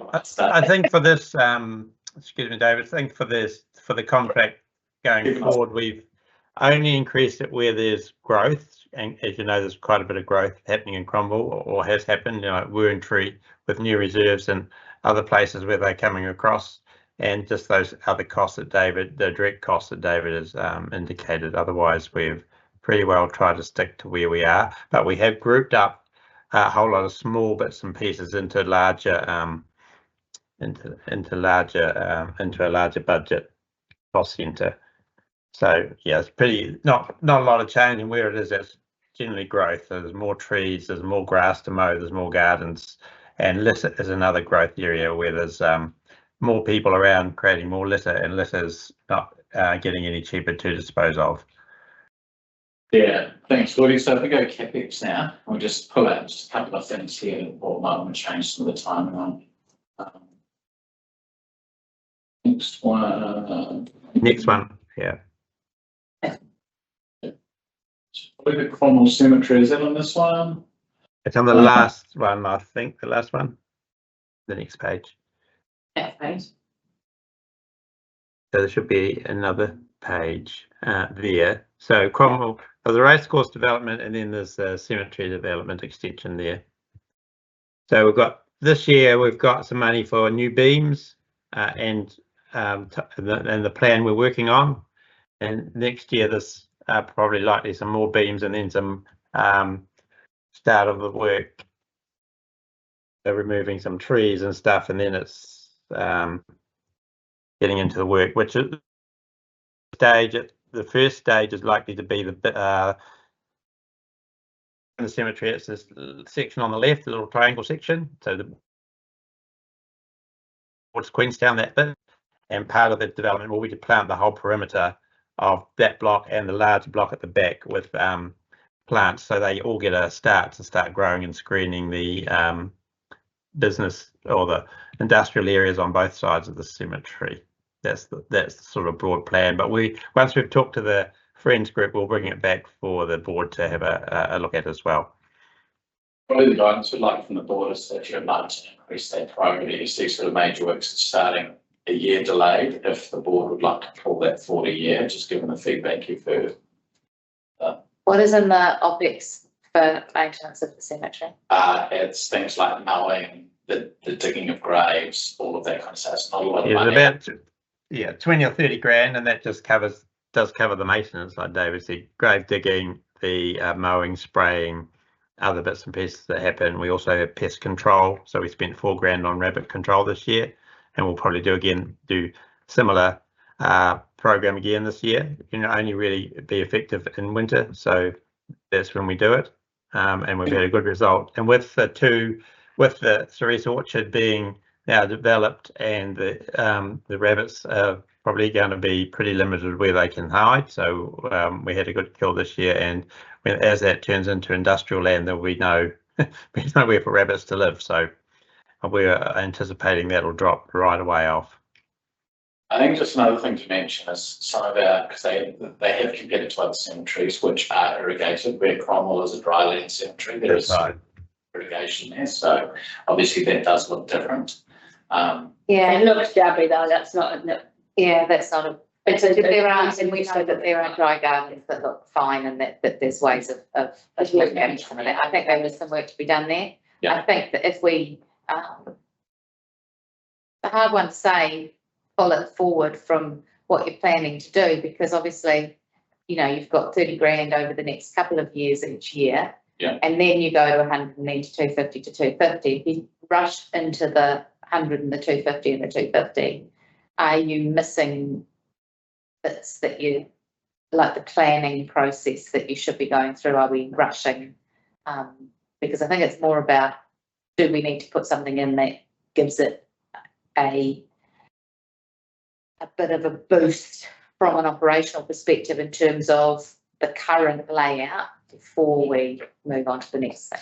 Yeah. So I guess the as David said, it's never been irrigated in its life, this cemetery, unlike Alexandra, which is fully irrigated and green all the time, and that has its problems as well with maintenance. So there's not an easy way of deciding what to do, and the old cemetery, I guess, is the old cemetery, and we have got some little, I guess, improvements as part of the plan.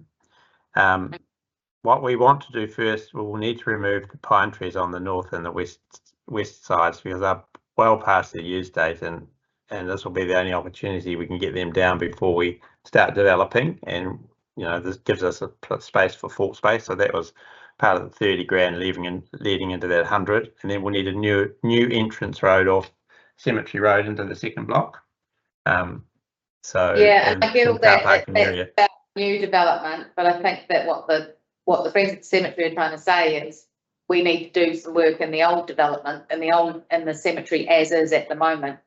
And so where do we ensure that there's some funding for that? Yeah, I'd suggest just even without a plan, so that we probably need a good sort of 30,000 to fill in rabbit holes to, you know, just get the roads looking good, all of that. Yeah.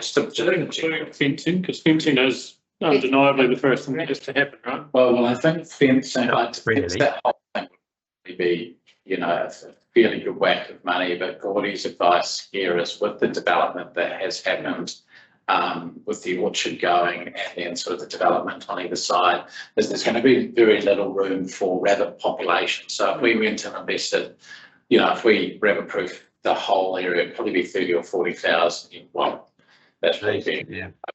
But somewhere around that, where that money could probably go into something else if we stayed on top of the rabbits again next season, did another $4,000 drop, would probably be most of the way through them. And I think what we do need to do is increase our OPEX on things like filling in rabbit holes, getting the roads looking a little bit better, just general. Yeah, I think that's, yeah. I mean, I think that we would be sensible to put some money in there for that, and then when you talk to the group and you're getting a clearer, I mean, a face-to-face conversation with them also allows you to talk about the realistic where we're at, that this is not an irrigated space, that when we're doing planting, you're not going to get a rose garden in here. It's going to be dry garden. It's going to be rain. but they're also looking at funding opportunities that if council are putting any money in, they can match that with funding, and they are, you know, with ODET being involved, looking at heritage trusts, various different, with the Chinese miners, you know, that kind of thing. There is, this isn't necessarily all that's going to be spent, so if we show willing enough to get that done and get a project that's bigger in cost than we're putting in, that gives them quite a clear scope on what they need to achieve to get it done now or later. Yeah, that's right. Yeah. So that should probably, most of that should be coming out of OPEX if you're increasing, you know, if it's sowing grass and filling up holes and that and things like that. They're not overly, I don't know if we can pass it as all as capital, unfortunately.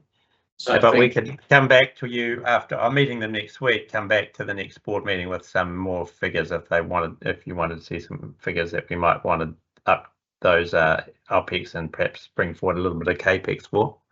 I think the steer we have is tidy up what we have now and put enough OPEX in to be able to do Yeah, it in I the think next 12 to 18 months. Yeah, And and then keep going with what you're actually planning on, yeah. So I think we've got to build on a better foundation than we've currently got. Yeah. Because if you're just gonna end up with a scruffy portion and a beautifully laid out portion, then you're still not gonna be. awesome. I'm also conscious that the we do charge, so part of the finance, and I just can't remember off the top of my head, the financials is to try and I think 50 or nearly all not all user pays, but a significant amount of information is generally covered by the income it takes. Not the CAPEX, but we can get that sort of figure sorted out as well, unless Saskia knows that off the top of her head.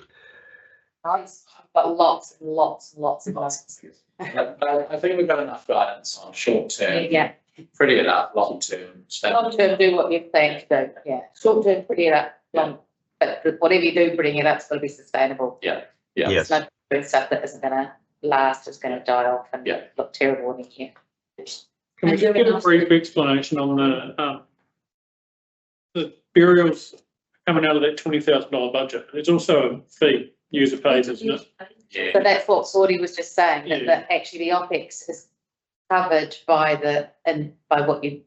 Yeah. what you- We need to reverse that figure around so that makes sense, or presents right or something. We don't show the income in the budgets here at this stage. Yeah. Yeah. Yeah, so it's almost net zero. So what we need to do is just, we're not charging anything to keep it looking good. And just in the short term, we need to have a wee cash injection to pretty it up a little bit, and then a longer term capital program, which we'll work through. So Yeah. Oh, yeah, that's cool. Yeah. And then just probably if we go back one just to the race course, the one before. So Yeah. Top so this- with that sort of sitting. Back one. In the middle. It's in the middle. No, next one, mate. Yeah. So we've just put some tentative figures in here pending the depending on what comes out of the process we started on last Thursday. So oh, so we got 4356. So yeah, and we may not need all that in those lines, but most of it sits out into the next LTP. But we're just conscious that we need to put I needed to put some money in just as placeholders at this stage. So well, that will you're get gonna match refined. that. It's not more. It's not- You're gonna give us 42 million. They'll make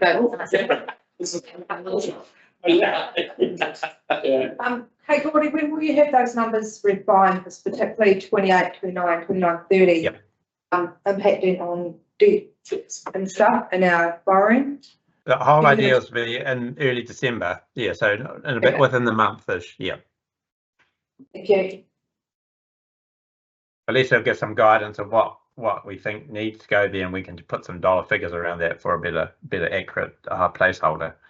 To be fair, I don't think we'll change too much from that development. I don't think so. Yeah. Yeah, if anything, it's gonna go. That's what I mean. Yeah. Yeah. We're getting close with our 3 quarters and our debt every a bit of extra that's not quite right. So, yeah. Yeah. 100%. What's the latest on the Lowground Playground, which has had like a $70,000 upgrade carried forward for 2 years, I think? Yeah, where are we at? So we've ordered the product for that and just waiting for that to arrive, and then it'll be installed. I don't think it'll be installed before Christmas because it's because of the product coming, the different parts of the equipment. So it's probably likely to be early in the new year. There you go. That's a good It's a great business, looking at the ground. I think we're pretty much done on the major things. But everything else has been the same as last year when we did the LTP workshops before we delayed it. So we've just continued for the only 2 major things. Unless you guys want to listen to us all. But as much as we love you, David. So there's a few numbers that I can say to. And Gareth wants 1 minute, what's my street. Very good. Thanks, Woody. Roger.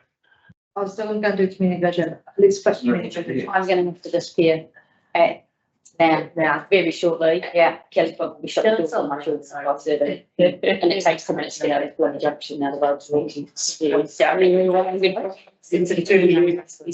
yeah, you go and do a year of that, everybody gets really mad at you. Okay, so the community vision workshop, which is a 15-minute one, we're going to defer to our next meeting. And the community priorities, reviewing those priorities that we'd already just talked about today, and circling back, you know pretty much what they are. Sorry, what we've talked about, and of course we'll circle back to those and just check in that they're, and we will know what the council's thought about our thinking. And tell them all about it, because the council meeting the 18th of December will be here. What's that about? Nice. We are Kids and taking giggles. democracy to the people, Sarah. On the road. It is the last dance, so I will join you briefly before I go to Scotland. It's, yeah,